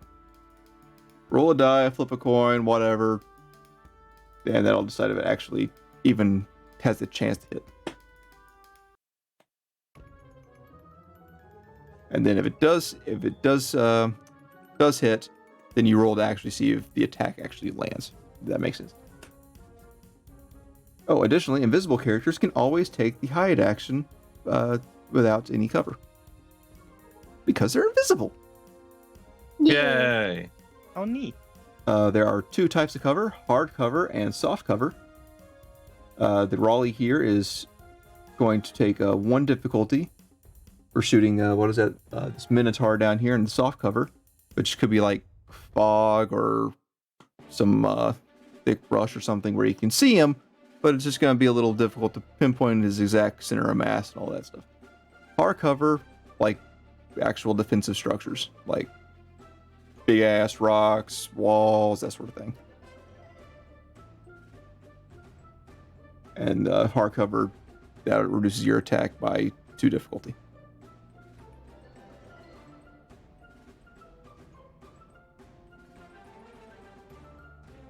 Okay, then there is harm.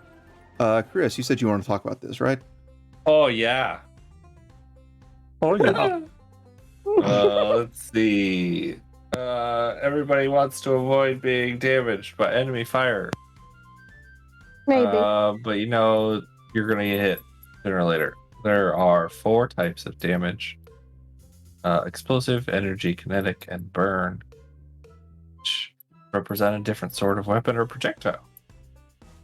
Armor and resistance. Armor reduces all incoming damage from a single source by an amount equal to its rating.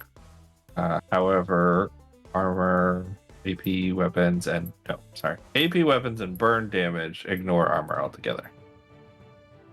Characters with resistances to a specific type of damage reduce all incoming damage of that type by half. The characters can only have resistance once per type of damage. It doesn't stack. Let's see. Calculating damage. After an attacker has successfully rolled an attack, the total damage is calculated in the following order. The attacker's roll damage and applies any relevant reductions or increases, such as doubling for exposed status, to the target's armor subtracted from the total. 3. Any other deductions from the defender are subtracted from the remaining damage. This includes reductions from resistance and any relevant systems, talents, or reactions. Remaining damage is subtracted from the target's health. Yep. For The rest of example. it's just examples. Yeah. Over to burn. Anna.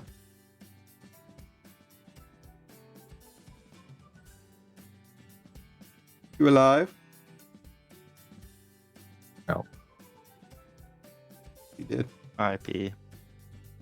Well, Matt, Oh. you're new Anna. Yeah. Yes, I can take over the burn section. You got this better, Anna. Thank you. Pilots need to worry about more than just bullet holes on the battlefield. Some weapons deal burn damage. Burn might represent flames, searing plasma acid, or something more insidious, like a swarm of gray-wash nanites. When characters take burn damage, it has 2 effects. First, they immediately take burn damage ignoring armor. Nice. And then they mark down the burn they just took on their sheet. At the end of their turn, characters with burn marked must roll an engineering check. On a success, they clear all burn currently marked. Otherwise, they take burn damage equal to the amount of burn currently marked. Burn from additional sources adds to the total marked burn, so a character that is hit by 2 burn attacks first takes 4 burn damage, 2 from each attack, then marks down 4 burn again. At the end of their turn, that character makes an engineering check failing and taking an additional 4 burn damage. I like what I'm reading. Next turn, the same character gets hit by another 2 burn attack. They take 2 burn damage, then mark the extra burn down. Now it's 6. At the end of their turn, they must succeed on another engineering check or take 6 burn damage. Fortunately, many times they have you pass, said clearing burn? all burn. Burn, baby, A burn. lot. Yeah, there's a lot of burn.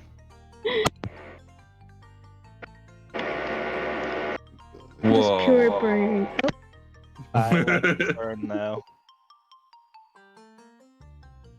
Yeah, sounds like you guys are gonna have a hard time figuring out what you want to build now. Yeah, I know. I want to build everything.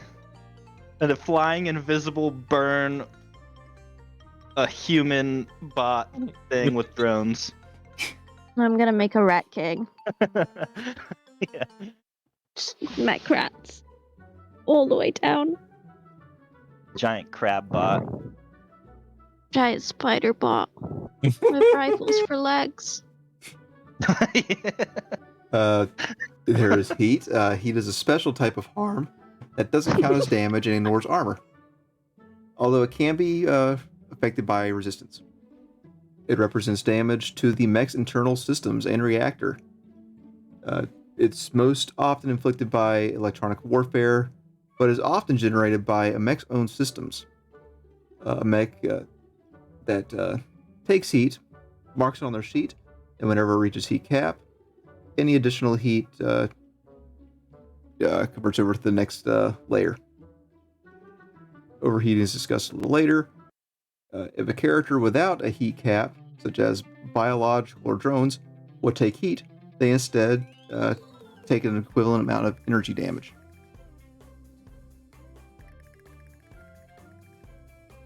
Okay, and then there's some stuff on bonus damage, immunity, and then just like objects, like an idea for what GMs just set objects, evasion, and HP and size and all that.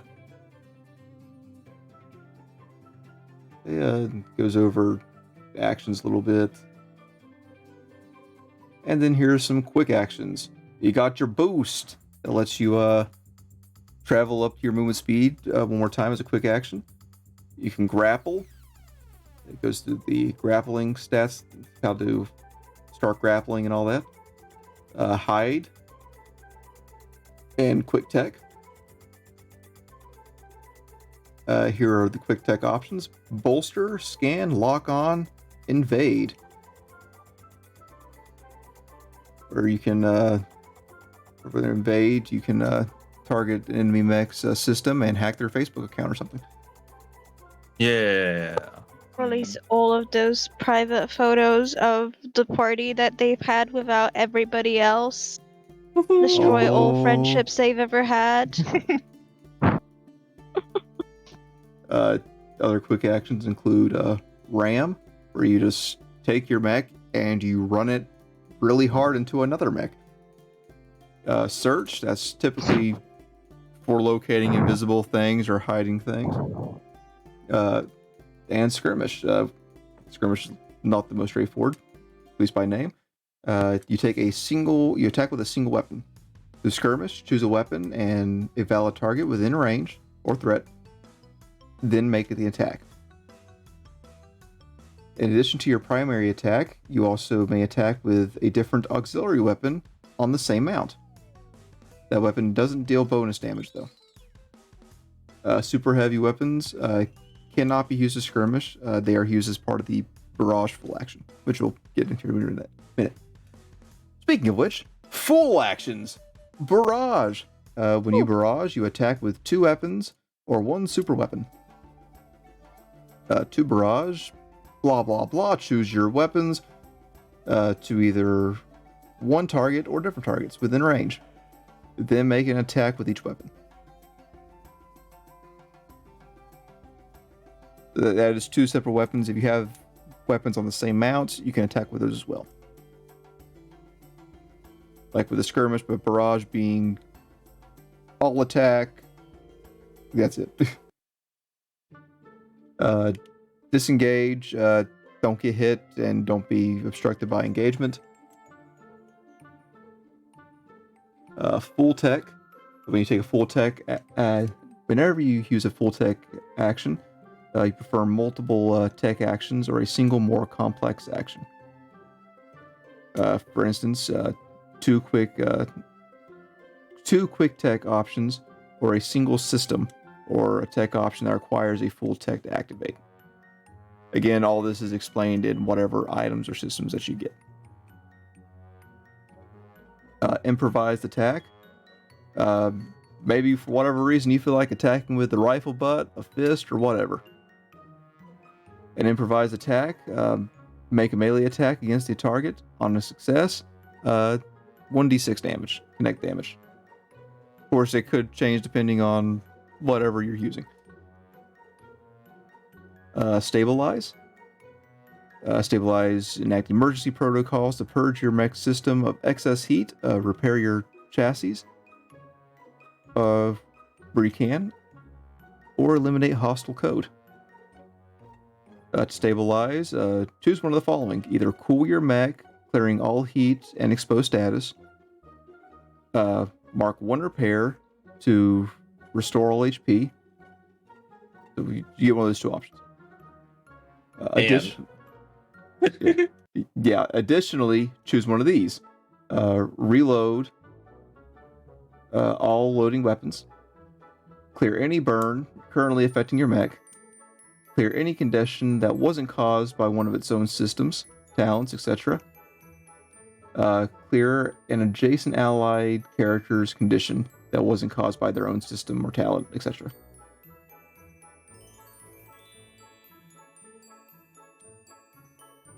Okay, other actions include activate, which could be used as a system or a piece of gear that requires either a quick or full action.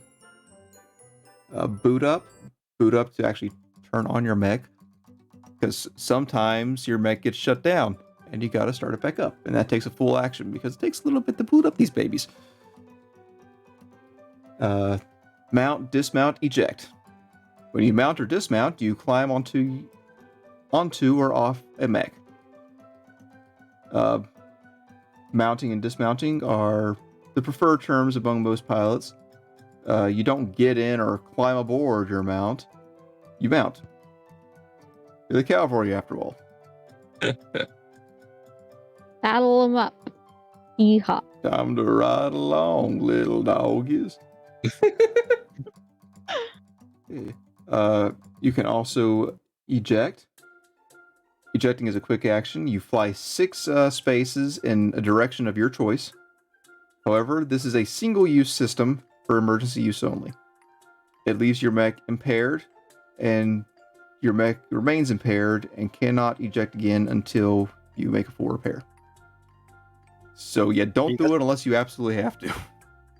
Familiar with Overwatch? Just like Diva ulting, send your mech in there and having it explode. Is that a thing you could do? Yes, there's the Manticore. Except, Okay. except the only thing is, you don't leave your mech. Oh, you go down with the ship. Yes, it is. It's a crazy mech. And then you come back up again. There's also the prepare quick action. As a quick action, you can prepare any other quick action and specify a trigger. So, like, say, the enemy mech that comes around that corner, I'm going to shoot them with my assault rifle. There you go.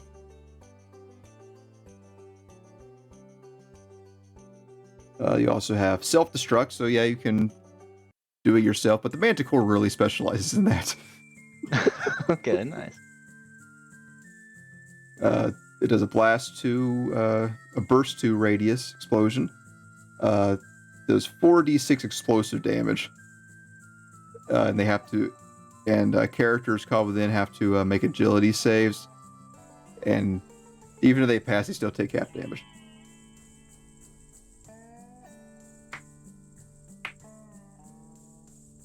So yeah, you could technically Diva ult. Do a quick action, eject right after you commit with the self-destruct. Nice. Shut down. Sometimes you just need to shut down your mech. Or sometimes it's forced shutdown. You can shut down your mech as a quick action. Doing so, all heat is cleared, as is exposed status. Any cascading NHPs return to normal state. Any statuses or conditions affecting your mech caused by tech actions, such as lock on, immediately end. The mech gains immunity to all tech actions and attacks, including any from allied characters. That is kind of weird that it's immune to attacks. I think it's tech attacks. I think so So it's Yeah. say too. tech attacks. Yeah, that makes more sense. Yeah. Worded a little weird. The mech is stunned indefinitely. Nothing can prevent this other than actually turning it back on. Turn it on and off again if it overheats. Oh. Yeah. Problem is, it takes a quick action to shut it down, but it takes a full action to boot it back up.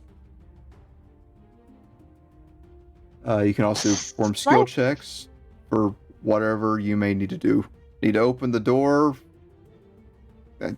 Use a skill check. Whatever. Then there's overcharge, which you can do once per turn. Whenever you overcharge, you get an additional quick action, but you take heat. The first time you overcharge, you take 1 heat. Second time, 1d3 heat. The third time, 1d6 heat. And each time thereafter, it's 1d6 plus 4 heat. Yikes. If you do a full repair, this resets the Overwatch counter. I mean, not the Overwatch, the overcharge counter. Reactions. You can take these. You typically have 1 reaction for the most part. Some cases more. Reactions are special actions that can be taken out of turn in response to certain triggers, such as enemy attacks or movement, unless specified otherwise. Once you take a reaction, you cannot take it again until the beginning of your next turn. Even if a reaction is usable twice or more per round, your uses of it only refresh on your next turn. You can only take 1 reaction per turn. Your turn or other characters' turns. But you can take any number of reactions per round. As long as you have reactions still available. Little confusing on the wording, I think, but yeah. Yeah, I think it's written because there's a couple mechs that can take multiple turns. Yeah. Examples for reactions are brace, trigger, you're hit by an attack and damage has been rolled. You call for brace reaction. You count as having resistance to all damage, burn, and heat from the triggering attack, and until the end of your turn, all other attacks against you are made with +1 difficulty. Due to the stress of bracing, though, you take some complications there. You cannot take reactions until the end of your next turn, and on that turn, you can only take 1 quick action. You cannot overcharge, move normally, take full actions, or take free actions. You only got a quick action. Overwatch, the trigger being a hostile character starts any movement, including boost, and other actions inside one of your weapon's threat range. Effect of Overwatch, immediately using the weapon to skirmish against the character. This is technically happens before they move. And of course, you got the free actions.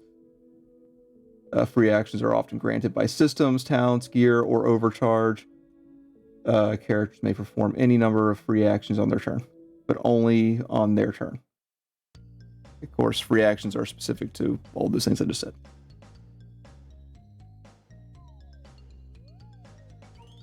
Okay, pilots in mech combat. would like to read piloting mechs, Anna? Oh, hi. Yes. Unless specified, a pilot must be physically inside a mech to control it. They can mount, dismount, boot up a mech. A powered up mech always has the shutdown status. They can't do anything, and you can probably just blow them up from far away if you want to. Just what are they gonna move? Move out of the way? Anyway, whilst inside the mech, your pilot doesn't have line of sight to anything outside the mech, and nothing outside has line of sight to them. This means that as long as your mech is intact, your pilot is in the cockpit, they can't be targeted, damaged, affected by anything or anyone outside the mech. If the mech does get destroyed, the benefit is lost. You don't have that, you just have hard cover. If your character pilots a mech, they aren't licensed for it reduces its effectiveness, so whilst piloting an unlicensed mech, it is impaired.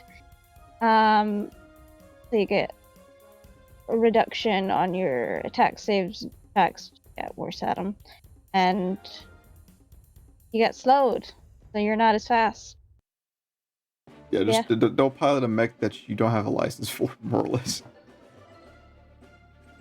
Unless it's really, really cool and you really, really want to, in Yeah, which it's okay. case you really, really should. Pilot statistics in mech combat, as described earlier. Pilots have HP 6+ grit, evasion 10, E defense 10, size half, speed 4, armor 0. And of course, this changes depending on the pilot's gear. Fighting on the ground, Matt. On foot, pilots can rapidly find themselves out of their depth. Not only are pilot scale weapons too small to reliably take down mechs, but mech weapons are heavy enough to completely pulverize anything smaller than another mech. In mech combat, the following rules apply regarding unmounted characters. Unmounted characters make all attacks and saves by adding grit to their roll instead of using their triggers. It doesn't matter how good someone is in a fist fight, when they're fighting on a mech scale, everyone is on roughly the same footing. Do not fist fight a mech. Unmounted characters have the biological tag. They have immunity to all tech actions, except lock-on and scan, although they can be targeted by electronic systems such as drones and smart weapons. If a biological character would take heat, they instead take an equivalent amount of energy damage. Unmounted characters can aid mechs, benefit from talents, or give or receive any bonuses that apply to mech scale weapons. Pilots don't cause mechs to become engaged and don't count as obstructions to mechs, no matter their size. Pilot actions. Chris, if you want to go over the pilot actions. Yeah, I can do it. Actions taken by pilots draw from the same pool 1 standard move and 2 quick actions or 1 full action. As actions taken by the mech, you can split your actions between pilot and mech if you so choose. You could, for instance, take a quick action to skirmish with your mech, take a quick action to eject, and then move. Then use your move to run to cover on foot. Pilots can take the following actions using the same rules as mechs: boost, hide, search, activate, heal, check, disengage, prepare, mount. Pilots can overwatch and use the fight action below when they do so. Pilots can also take these 3 special actions: fight, jockey, and reload. Fight is a full action. When you fight, you attack melee or ranged with 1 weapon. To fight, choose a weapon and attack a target within range or threat and line of sight. As a full action, ranged attacks are affected by cover and receive +1 difficulty if you're engaged. Jockey is a full action. When you jockey, you aggressively attack an enemy mech while on foot.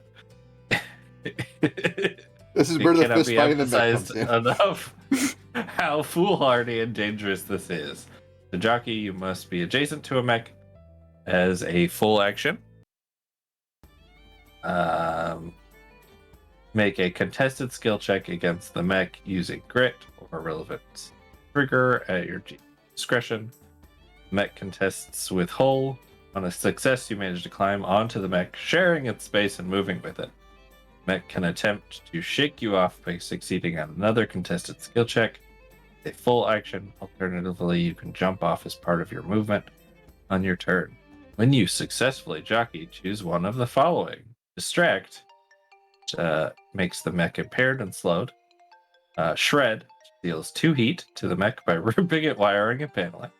And damage. Deal 4 kinetic damage on the mech by attacking joints, hatches, and so on.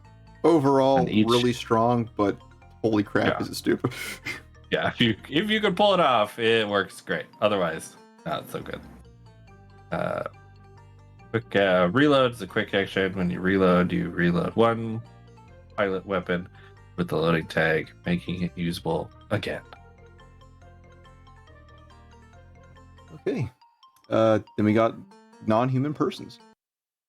In normal circumstances, a pilot needs to be physically present inside the cockpit for a mech to take actions. Mechs with the AI tag, however, have some ability to act autonomously.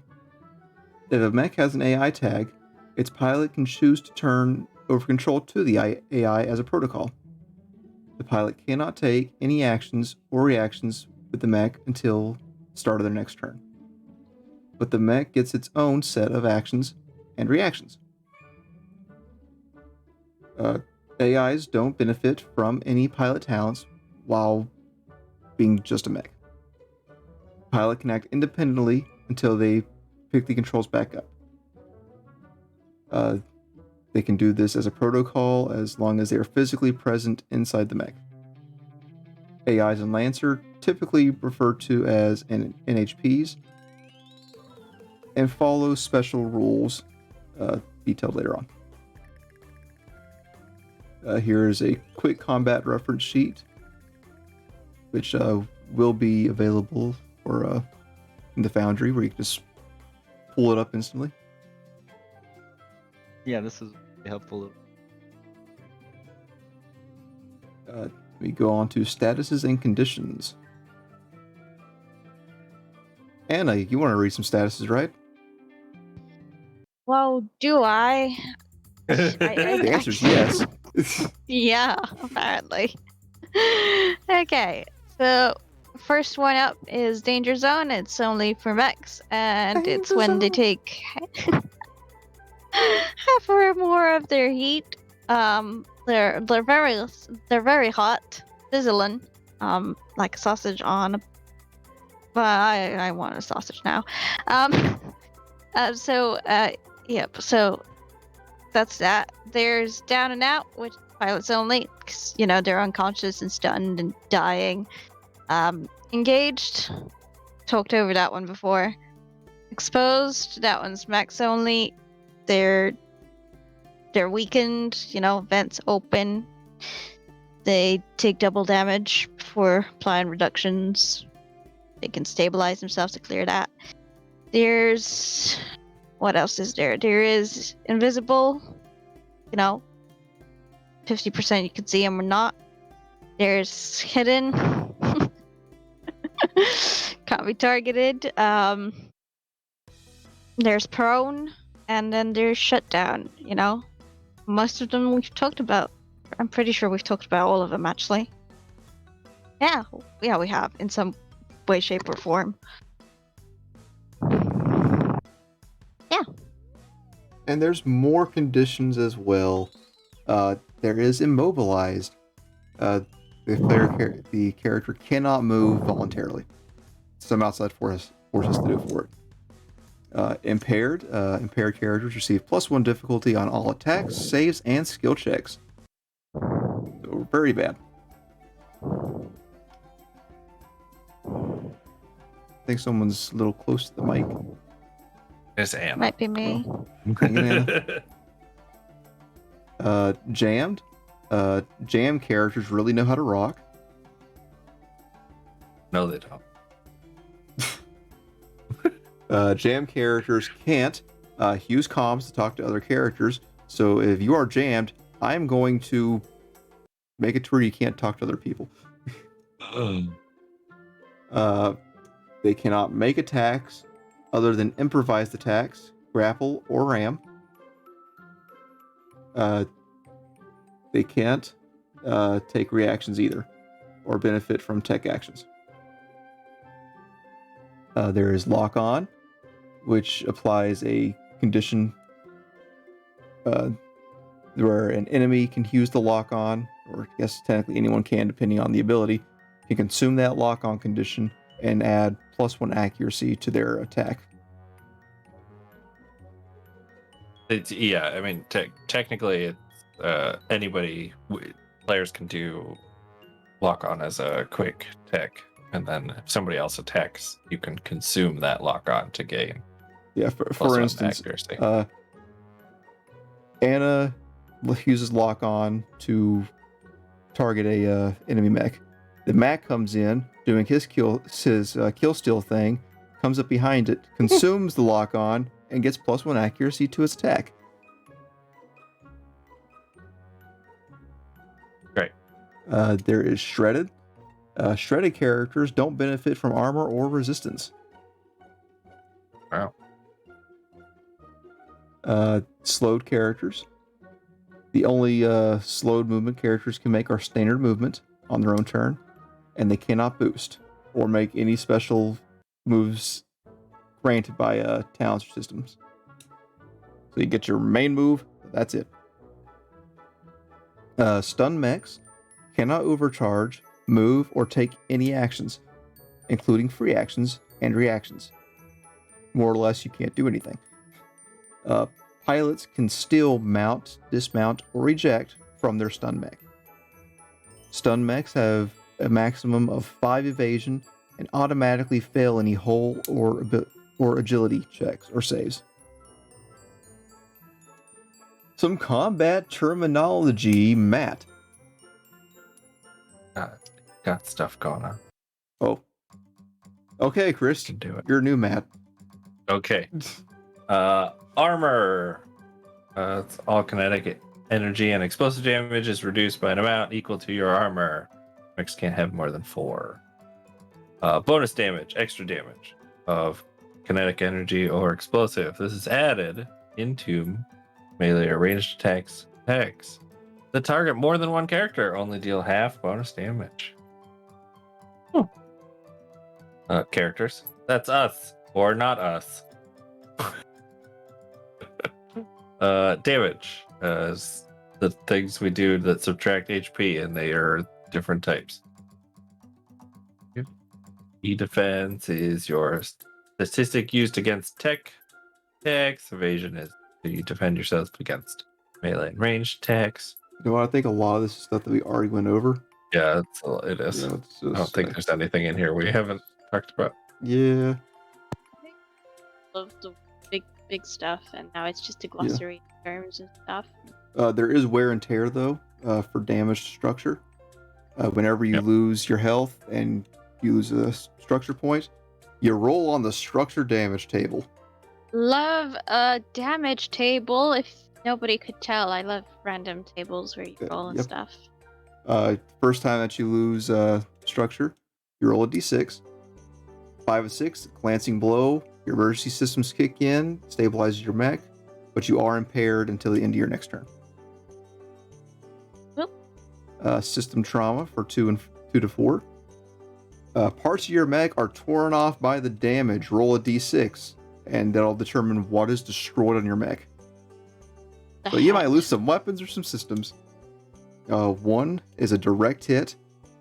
The result depends on how much structure you have remaining. If you have 3+ structure, your mech is stunned until the end of your next turn.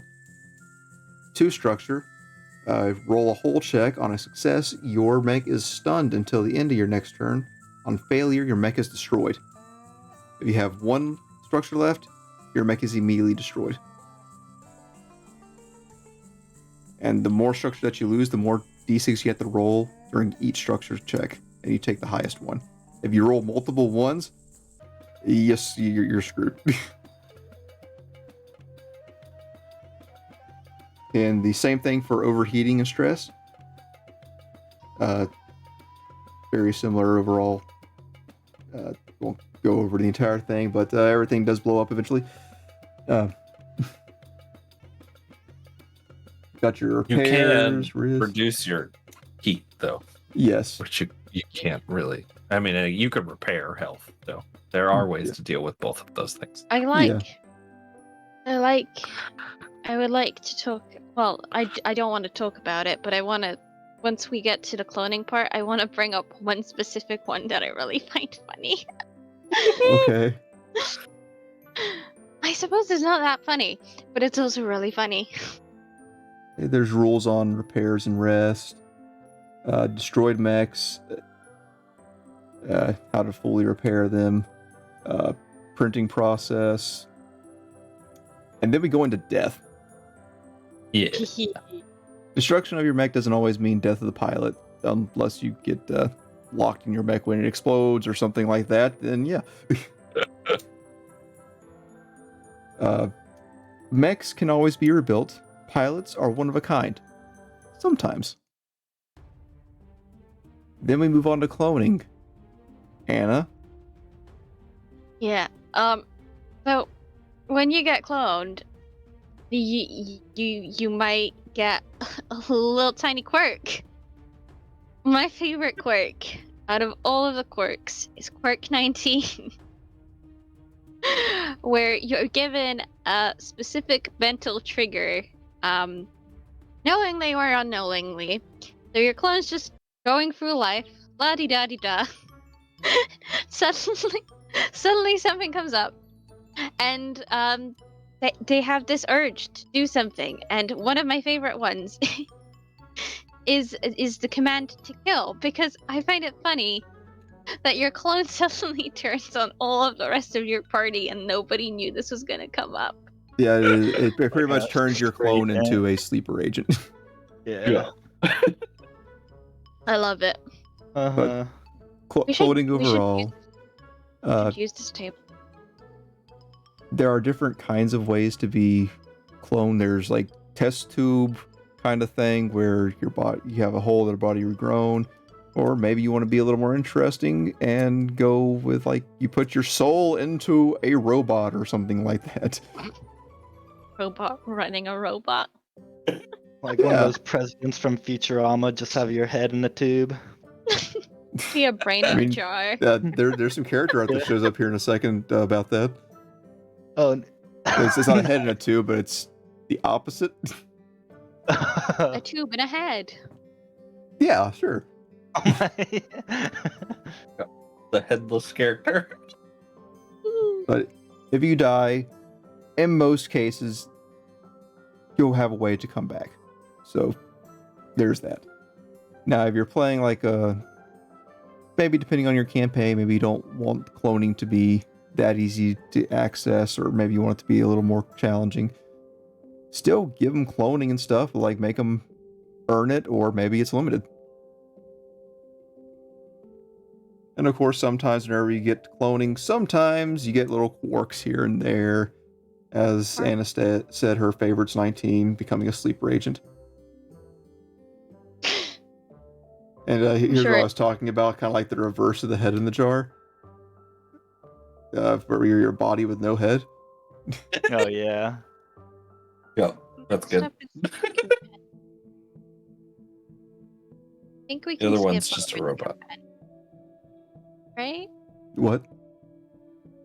Right. I didn't hear a word you said. So character build now. Yeah, Yes. yep. I was just looking at the convention. Probably skip over that. We'll just do a quick overview of the talents. Ace, this helps you if you're wanting to focus on flying or anything like that. Being very agile. Again, there's 3 ranks to all of these, so you get better at each of these as you progress if you choose. Bonded, where you can choose another player and you have a really good relationship with them and you get bonuses while working with them. Brawler, you like to beat people up with melee weapons. Who doesn't?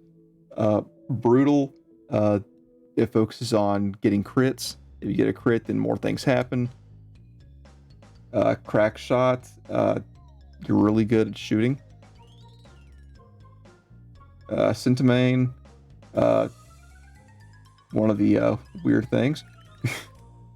Its first ability, once around, you can perform a critical hit with a Nexus. It has a lot to do with drones.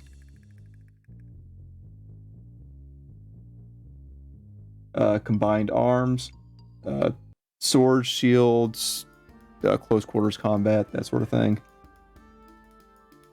Duelist, where others have studied the mech, you have studied the blade. Drone commander, even more drone stuff.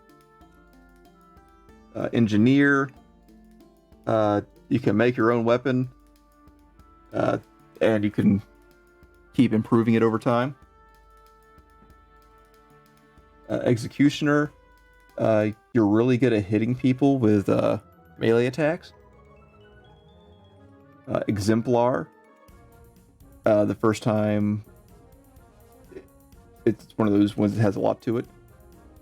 Yeah, the first time on your turn, you make an attack against a hostile character within range 3. Hit or miss, you may give them the Exemplar's mark as a free action. Characters can only have one Exemplar's mark at a time. New marks from any character replace the existing mark. The character has the Exemplar's mark until the start of your next turn. And when they have it, you gain the following reaction. Trigger ally attacks the mark and misses. The effect is they may reroll the attack. It's a lot about making sure things hit. Gunslinger. We'll leave this one to Chris. Yeah, Gunslinger.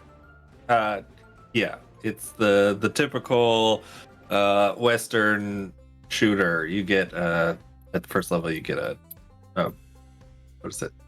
Accuracy to the first attack you make with an auxiliary weapon. You're really good all with the way smaller up arms. to getting special dice to do special damage. Yeah. And there's the Small old arms. grease monkey. Lets you repair and stabilize in different ways, that kind of thing. Lets you be really good at fixing mechs. Hacker just does different things as attack actions. Heavy gunner. Shocker, you're good with a heavy gun. No way. Yeah. Lunge. Wow. Well, not lunge. Hunter is the next one, and a lot to do with melee weapons again, and lets you get in close really fast. Infiltrator, if you want to be sneaky. Juggernaut, if you want to be very beefy and throw everyone else around. Leader, if you're the main character. Nuclear Cavalier, you're riding that edge and you love it. You can eventually you can also just shoot fuel rods from your nuclear reactor. It's great. Siege specialist, you're very good with cannons and deal a lot of damage. Skirmisher, at the start of your turn, you gain soft cover. You lose this cover. You're just really good at figuring out the in battlefield. combat. Yeah, Not getting hit. good generalist. Spotter, you're very good at being careful. Stormbringer, yeah, it kind of has a lot to it. A lot of Launcher. damaging. Yeah, once around, when you successfully attack with a launcher and consume a lock-on, you may also knock a target prone. And it just deals a lot with the launcher abilities and stuff like that. Tactician lets you be helpful some more. Really lets you you get +1 accuracy on any melee attack if at least one allied character is there, so it's very team oriented. And then Technophile. That's where you get your AIs from, as talent wise, aside from like frames. And you can even get an enlightened in HP, where it's pretty dang great. Vanguard, you're really good at CQB. Walking Armory, you're very, very nice to have around.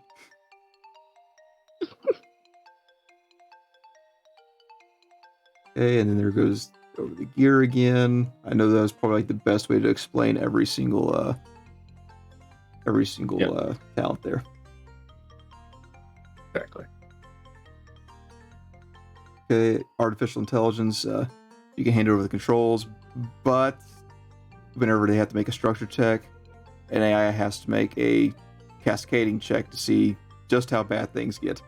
If they take structure damage and you roll a 1 on, what was it, on a d20, then they start to cascade. When an NHP begins to cascade, they immediately take over the mech and become an NPC under the GM's control. They plan their own agenda and adopt one of several personality behavioral patterns, ignoring their pilot, overruling their pilot, trying to get their pilot out of the way, or simply acting outside the constraints of human logic and desire. They go crazy. Yeah. I mean, I want that in my life. Pilot gear wise, nothing is very specific, it's just kind of general. For your pilot, you can choose an archaic melee or ranged. Archaic melee being like a sword, archaic ranged being a like bow and arrow. And then there's alloy composite weapons as like modern day weaponry and futuristic. Light AC being like really, really futuristic daggers, stuff like that. Mediums being like swords and stuff. Heavy being sledgehammers. I don't know.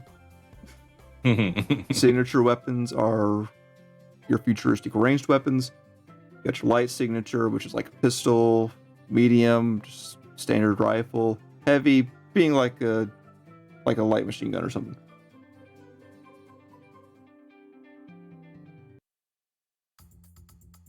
Okay, then you got your hard suits, which are different armors that you can choose as a pilot. You can choose one to wear. You got a light hard suit. Gives you some additional HP, not too encumbering. Assault hard suit, +3 HP. Some armor, but your evasion and E defense are reduced. Heavy hard suit, +3 HP, but 2 armor. 8 evasion and 8 E defense, and your speed is reduced by 1. Mobility hard suit, you get the flight ability, but you don't get any armor, but you also get +1 speed. And then there's the stealth hard suit, where you can just turn invisible. You don't get any armor, but your evasion and E defense are down though. But hey, you're invisible, just don't get hit. Exactly. And then there's a bunch of gear that you can give your pilot. Won't go over all of that. Okay, and then there's introduction to licenses and all that. This just gives you an overview of the mechs and everything. Okay, and now we're going to go over the mechs. We're just going to go over these quick little blurbs describing them. For IPS North Star, who would like to read those mechs? Can do it. Go ahead. IPS N mechs are tough, resilient, designed for close combat. We've got the Blackbeard, is a striker, close range, agile berserker, specializing in melee combat and grappling enemies. We have the Drake, defender, ponderous walking fortress with an overarm shield and rotary cannon. We have the Lancaster, support. Surprisingly agile support mech, able to carry its allies into battle and repair them in the field. We have the Nelson, which is a striker, a very fast hit and run melee mech. We have the Raleigh, also a striker, a tough and hard hitting gun platform with an emphasis on loading weapons. We have the Tortuga, the defender striker, a resilient bodyguard with powerful Overwatch capabilities, and the Vlad, a controller striker, a terrifying mech that immobilizes foes by literally nailing them down. Yeah. Smith Shimano Corporation. Anna, you seem like you want to read this one.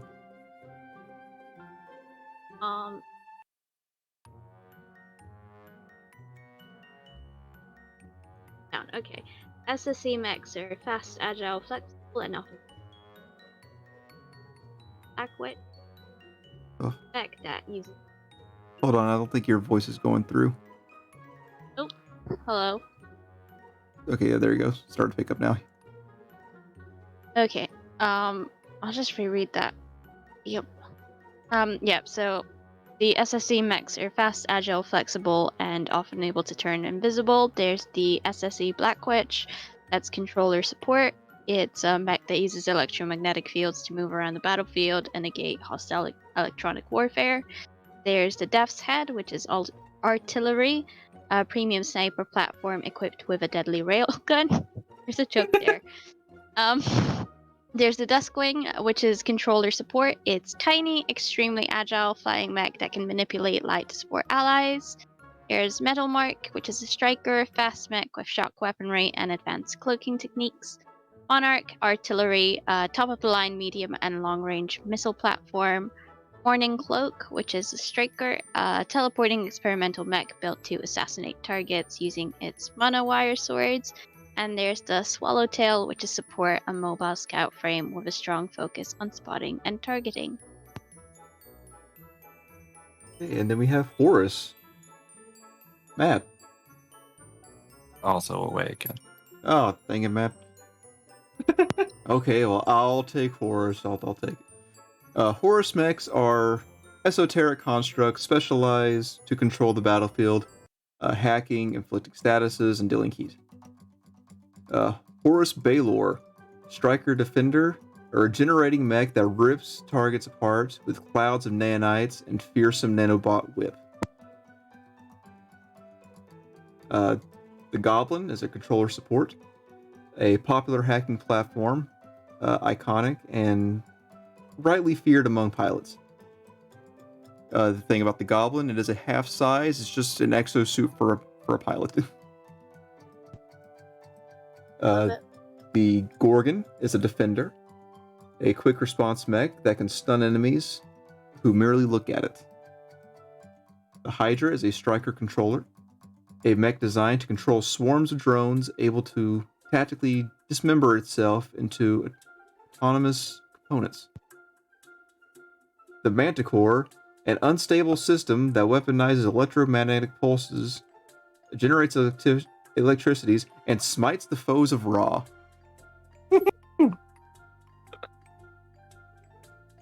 It is definitely one of the more interesting mechs because you just blow up. Okay, the Horus Minotaur is a controller, a dimension-bending mech that can bend space around itself and slow, immobilize, and stun enemies with ease. The Pegasus is artillery, a gun platform that uses esoteric technology to warp probability. And then the Harrison Armory. Which one do you want to do that?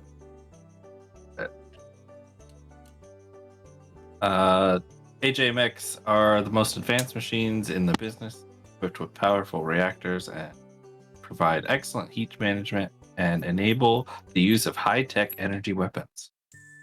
First, we've got the Barbosa artillery, a huge weapons platform, the largest mech wielding the biggest gun.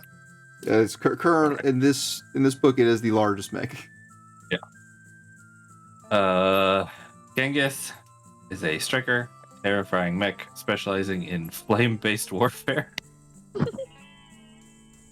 The Iskander is a controller, a sophisticated mech that can manipulate gravity.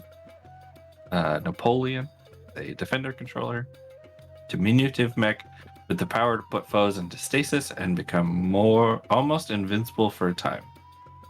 Then we have Saladin, the defender, powerful defender built to protect energy shields and intercept incoming projectiles. We have the Sherman, striker artillery, a line mech with powerful energy weapons and an enormous laser lance. Nice. And then we've got the Tokugawa, the striker, high risk, high reward melee mech that uses the power of its own reactor to cleave through enemy. Ew. But of course, you guys don't get to choose any of that because you're starting out with the Everest. Yay! There's the list of weapons that you get on page 119. All the weapons you can choose from that are base. The GMS list, right? Yep. And then there's all the systems and stuff that you have access to. And as you scroll down, you can see the different mechs, what they offer, and their base stats and all that. And all the pictures. Yeah. All the pretty pics. But if you guys want to, I'm just going to scroll through the mechs here. Here's Blackbeard. Let's go over all the designs because they all look awesome. Yeah.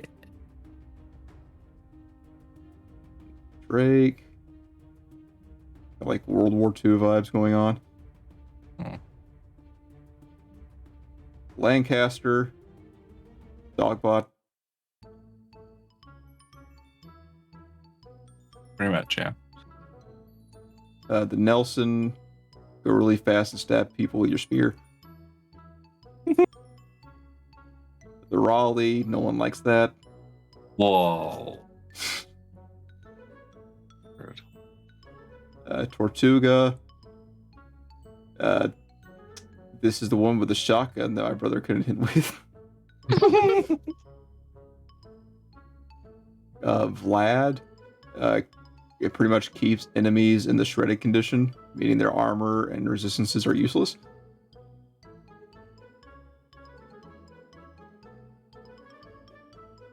We go to the SSC. Black Witch.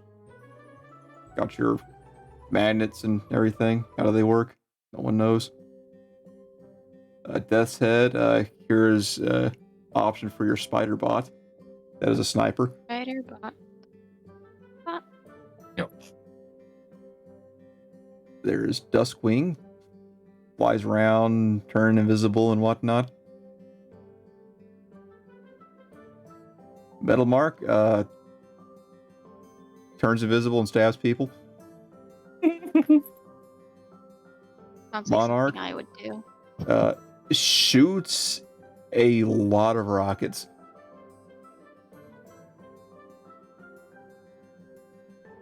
The Morning Cloak, the one that teleports and stabs people with its fancy little sword there.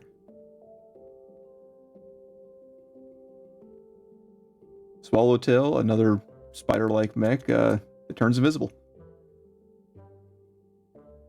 Can't go wrong with invisible spiders.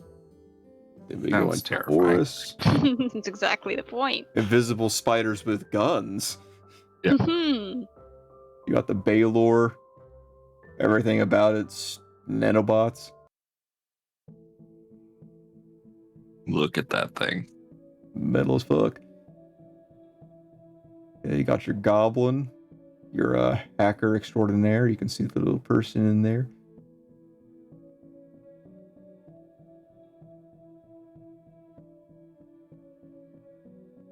And you got your Gorgon. Stuns mechs.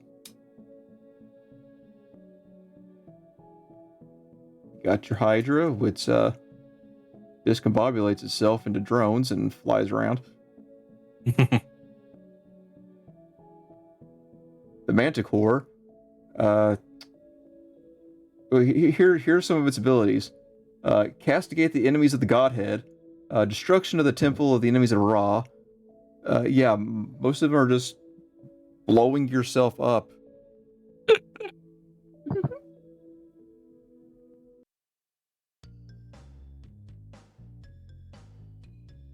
The Minotaur.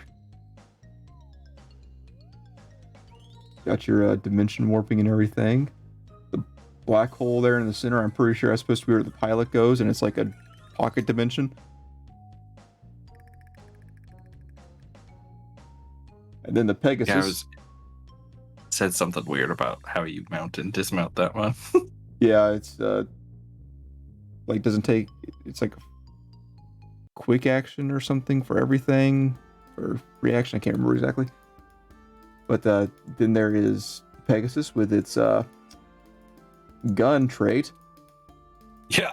And by the way, I know everything. And there it is. Yeah. Harrison Armory. Got Barbarossa, the biggest boy. Biggest. Giant gun. Yep. Got Genghis. He comes with a flamethrower. Not much to say there. Iskander. Throwing mines out everywhere.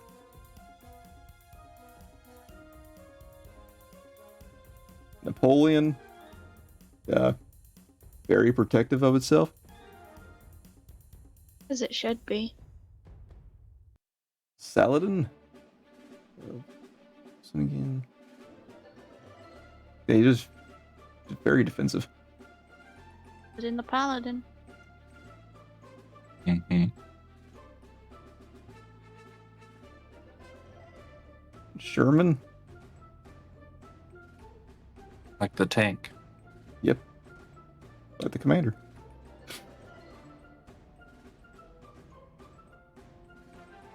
It comes with lasers galore. And Tokugawa. It is reactor heavy, melee focused. And I think that's it. If you guys want to, we can switch over to the CompCon. Yeah, let's make a character. All you have to do is just go into the pilot roster. Create a new pilot. Yeah. Our name is going to be Sir, with a capital Sir. Bum Squats as our name. Our call sign is going to be Cool One. And our background is going to be God. No. Retired God. Priest. We'll go close. We'll go priest. Yeah, there's an option for deity. there's an option for create a character based off a template. You can do that if you want to, but you don't get to choose everything that you want for your mech. So just click continue over to the right. You can add your pilot biography and description and all that. First off, we choose our pilot skill triggers. We're going to choose 4. And what is the Cool One good at? That's a good question. Hitting things in the face. Definitely one of them. And showing off. Go with blow Showing- stuff up. Yeah, we can show off. But he's cool, so we'll go with stay cool. And read a situation. Sure, that works. At the bottom, you can also input a custom trigger if you want to. Talk to your GM first. Okay, then we choose our talents. Got 3 points to choose. And the cool one doesn't bond with anyone necessarily because all are equal to him. However, he can be brutal, so we'll unlock that. Huh. Go with Executioner because why not? And Exemplar. Nice. How's your characters coming along, you two? I'm on talents and I don't know what to pick. Well, it looks like it's just gonna be 3 of you.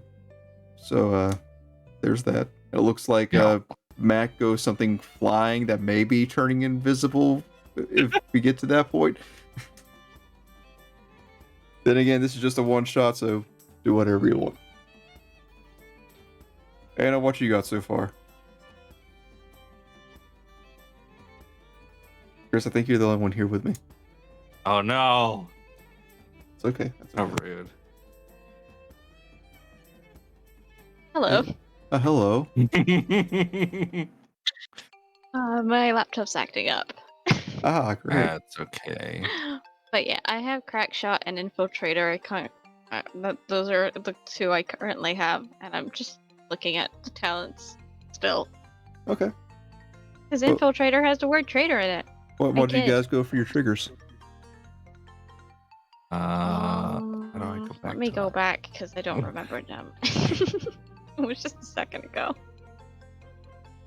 Where is it? You Oh, just go yes. on top and click skills. Charm, Oh. survive, take someone out, and word on the street. I Okay. have act unseen or unheard, spot stay cool, and take someone out. Nice. We're really good at taking people out. And combined with Chris's charm, you're really good at taking someone out on a date. That's what they think. Really? It's a sting operation. I'm gonna get the Centimane talent just because it's fun. For me. Okay.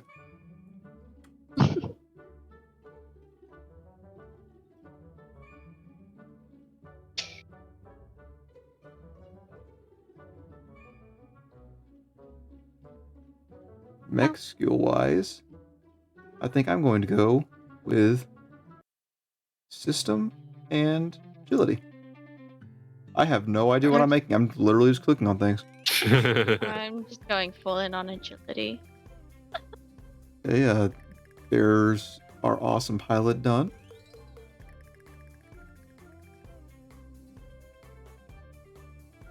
Once you guys get yours done, let me know, and we'll move on to the mix.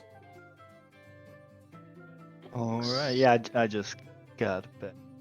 I have picked my Welcome back. skills. That's all I've got so far. I got assault, blow something up, invent or create, and spot. Someone didn't take. He didn't take someone out. Good job. Nope. We're very good at spotting and taking people out, though. It's still remaining.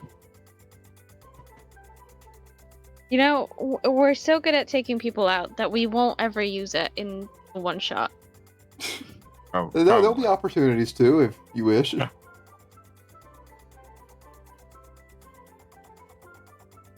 Ouch.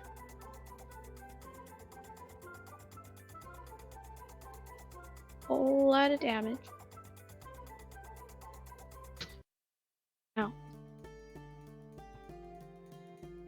What y'all going for your mech skills? Hmm.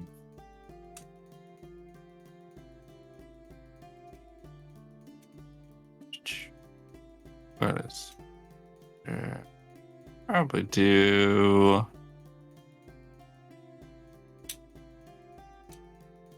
Yeah. Do agility and engineering.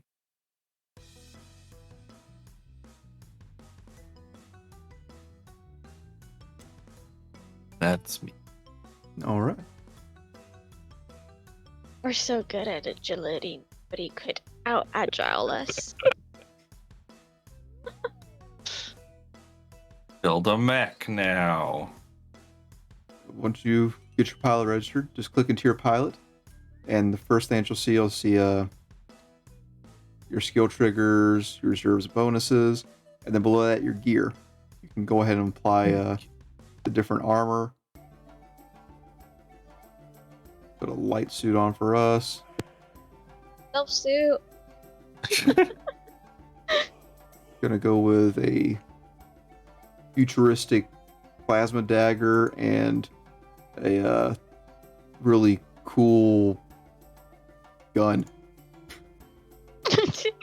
Good. I'm gonna go for I'm just gonna go for a really heavy exotic rifle. That's, really good. And also a knife. Every character has to have a knife, otherwise what's the point? Exactly. I'm gonna take some gear-wise, a smart scope, stems, and some frag grenades. I'm gonna Nice. pick up Sims. Get myself a little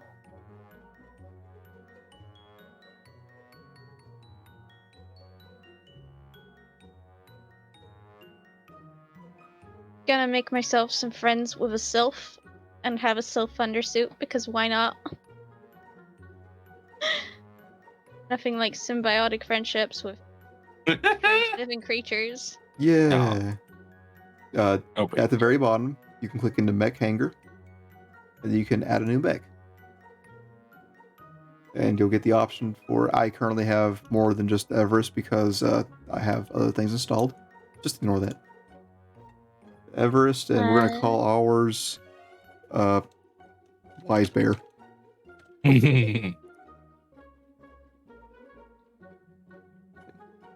We're just going to... Oh, mine.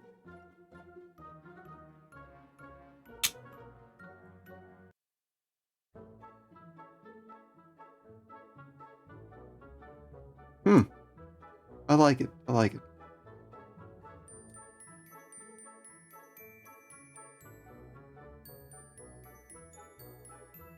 But after you initially make your mech, you get the option. You can duplicate the mech. You can also print the mech sheet, which is nice. Or you can click into it, and you Put can stuff begin on it. adding your stuff to it. Yeah. The fact that everything is red makes me feel like something is wrong, even though I know for a fact nothing is wrong. Everything is fine. Everything is fine, it's just red. It's just a color. Yeah, that's the poorest color scheme on here. Got your mech attributes. This is the base stats, and also automatically adds your mech skills to it. Got our hyperspec fuel injector as our core system. And main weapon wise, we're gonna go with we'll get a mortar. Why not? Ooh. Flex I'm gonna weapon get will an get assault rifle. our flex. We'll get a shotgun because if anyone comes close to us, we can shoot them. So that way they get back into mortar range. For our heavy weapon, wow, what better than getting a howitzer? Mm. And then you get to choose quite a few systems depending on what all you pick. Do a bunch of different things. These are all the GMS class systems that you get throughout the game. You get more as you get license levels from other corporations. For us, we're going to get... we're going to get the assistant unit. So that way I can have a nice cup of coffee outside the mech while it's firing its howitzer. I'm gonna have it be lockpicking everything. You're gonna have... We'll get some turret drones too for a little extra defense there. See up here at the top right, we've used each of these cost 2 system points. We had 6 total, so we got 2 more points remaining. And this little exclamation mark here means that you can't get it because it costs too much. we'll get some personalizations. Gives us a little extra HP and stuff. And a custom paint job. Right? Because it's actually These helpful. Yeah. There is the Wise Bear. It sits in the back, fires a howitzer, and has some protection. Nice. And of course, as you level up, you can add more mechs. And you keep these mechs for as long as you want to. Like, if I level up and get a new frame or something, I can make a new mech. And I can always go back to Wise Bear if I want to. Or I can edit Wise Bear whenever I want to. It's all good.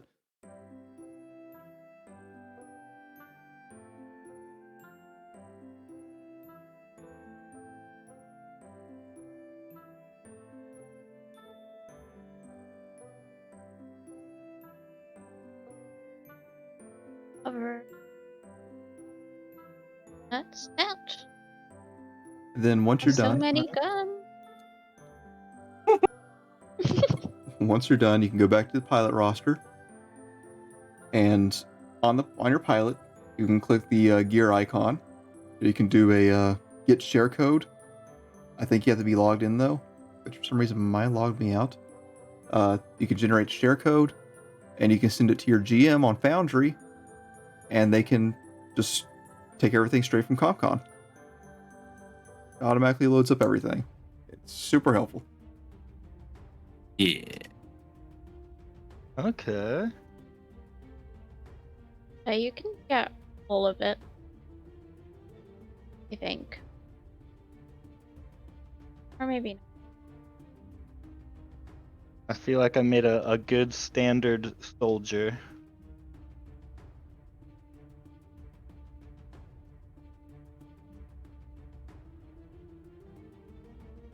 Wait, what do you need again? If The you click, JSON file? no, if you click on the gear, there should be a get share code option. And it should come up with like a 4 or 5 letter code or something, and you just send that to me. Yeah, And no, I'm I need. creating an account right now. Yeah, the accounts and everything are free, so all good. I just kept on doing random names for my mech, and it came up with 100% fatal. Nice. And what is your call sign? Boom.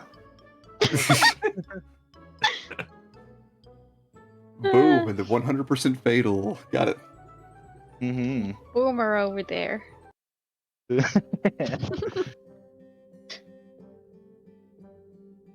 I can't spell my own L. It's Where do fine. you- Where do you log in? Bottom Uh, left on the there we go. home. Yeah. Oh, it doesn't remember me. Remember. I gotta log back in. But while we're waiting on you guys, here's the compendium. Look at the manufacturers, different frames, pilot gear, all that good stuff. Glossary, There's printed a- tags. Action economy section too, which is Yeah, it gives you a good cheat sheet. yeah, action economy. Yeah, this is great because it tells you what falls under which category, and then you can expand them and see Yeah. all of the little pieces. Yeah, technically you don't even have to download the player's handbook or anything. You can just go straight into here and learn a good chunk of the game. Yeah. I guess I'll share it in the Lancer page. That's fine. What was I doing? Making an account Oh. thing. Right, yeah. And in the encounter toolbox, you can got your NPC roster. Got your missions, your encounters, and then your mission runner, where you can put all your different missions, all your different encounters together to make a mission, and then you can run the missions from here. For us, though, I'm designing them in CompCon, but running them in Foundry. That's pretty.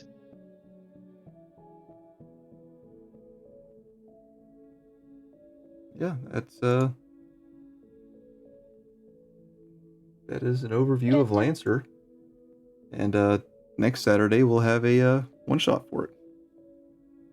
Very exciting. And if you guys don't want to share your character yet, you want to keep working on it or anything, you're free to. No rush on that. I'm done. I'm just trying Yeah, to. same. I'm just trying to get my computer. Oh, there we go. That worked, didn't it? See, okay, there is Matt's share code. Let's get over here into Lancer. I mean, Lancer for Foundry.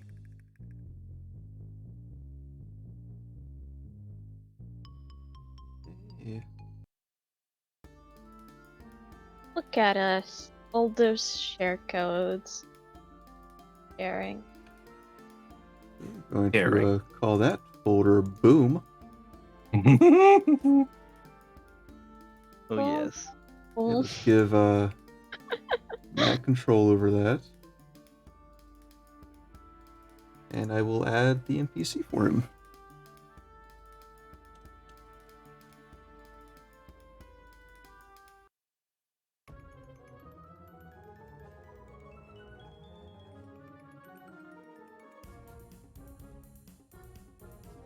And now it's importing Boom and his mech. Yay. There they are. Matt, if you're in here, you should be able to see your mech and your character. If not, I'm going to have to change the configuration.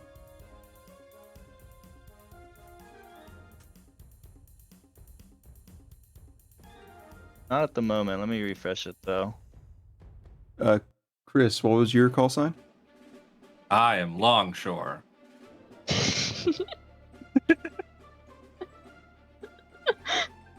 Okay, let's make your And my pilot. mech's name is Centurion.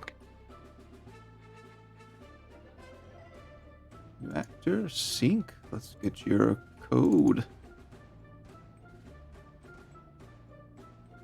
Hurry. If I had a cent. Yeah. I would do nothing with it because it's not a valid currency Okay. in this country. For some reason, your mech did not load. What? Yeah, I don't see mine either. I think here's because I don't have you set the owner. How do I Ah. get into There it is. Good old Boom and I'm 100% on this fatal. thing? I have to do something to it to make it. It says Get into something it. about That is active mech. Maybe that was the problem. no, it's likely due to missing LCP data. So you might have something different on yours, I guess. Maybe you didn't add something.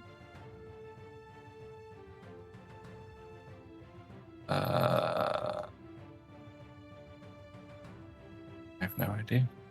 Then again, it could be because I'm not logged in or something. It could be affecting it, but it did. Matt's fine.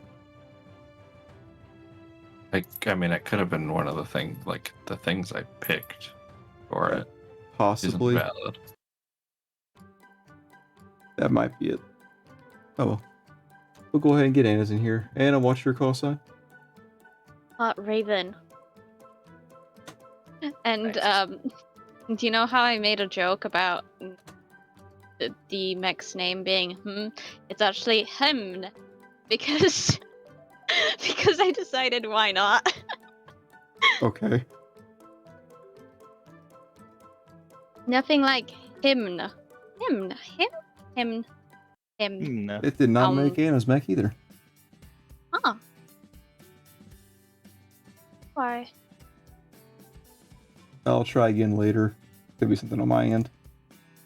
Could be something. Yeah, we figure it out. Oh, well, it's not that big of an issue because we can always just make them in Foundry. It got a bunch of your stuff in there, like your pilot personalities and stuff. But, like some of the stats for them and stuff aren't correct. That's weird. That's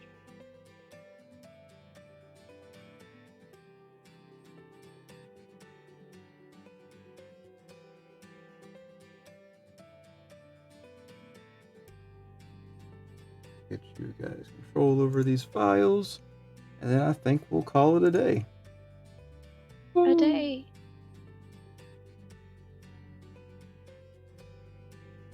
Alrighty. Thank you guys for joining us. I hope you enjoyed learning a little about Lancer.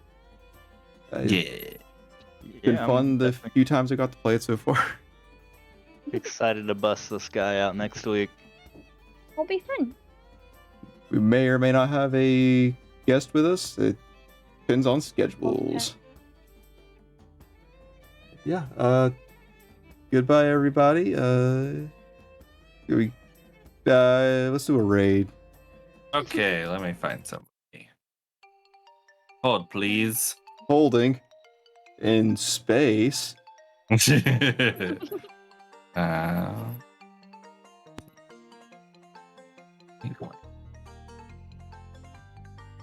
could do a space arc more often.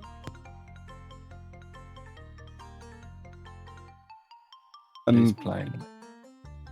not sure how often space comes up in D&D because so far it hasn't for me. I mean, it can. It They can, released the whatchamacallits. The Magic Jammer stuff. Yeah. Spelljammer. It was like, what? What is it called? Yeah, I haven't really been all into that, but like I might use it eventually, maybe. I don't know. These guys are playing Fallout. Ooh, Let's rate them. Fallout. Tabletop RPG. Okay. I did it. The Jarl of Goats. Okay. Yes, Jarl of Goats is who we're going Love to that raid. name. Jarl Let's Balgroof. go. Jarl of Goats. Bye, everybody. Goodbye. Boing. See you next week. Roll the outro.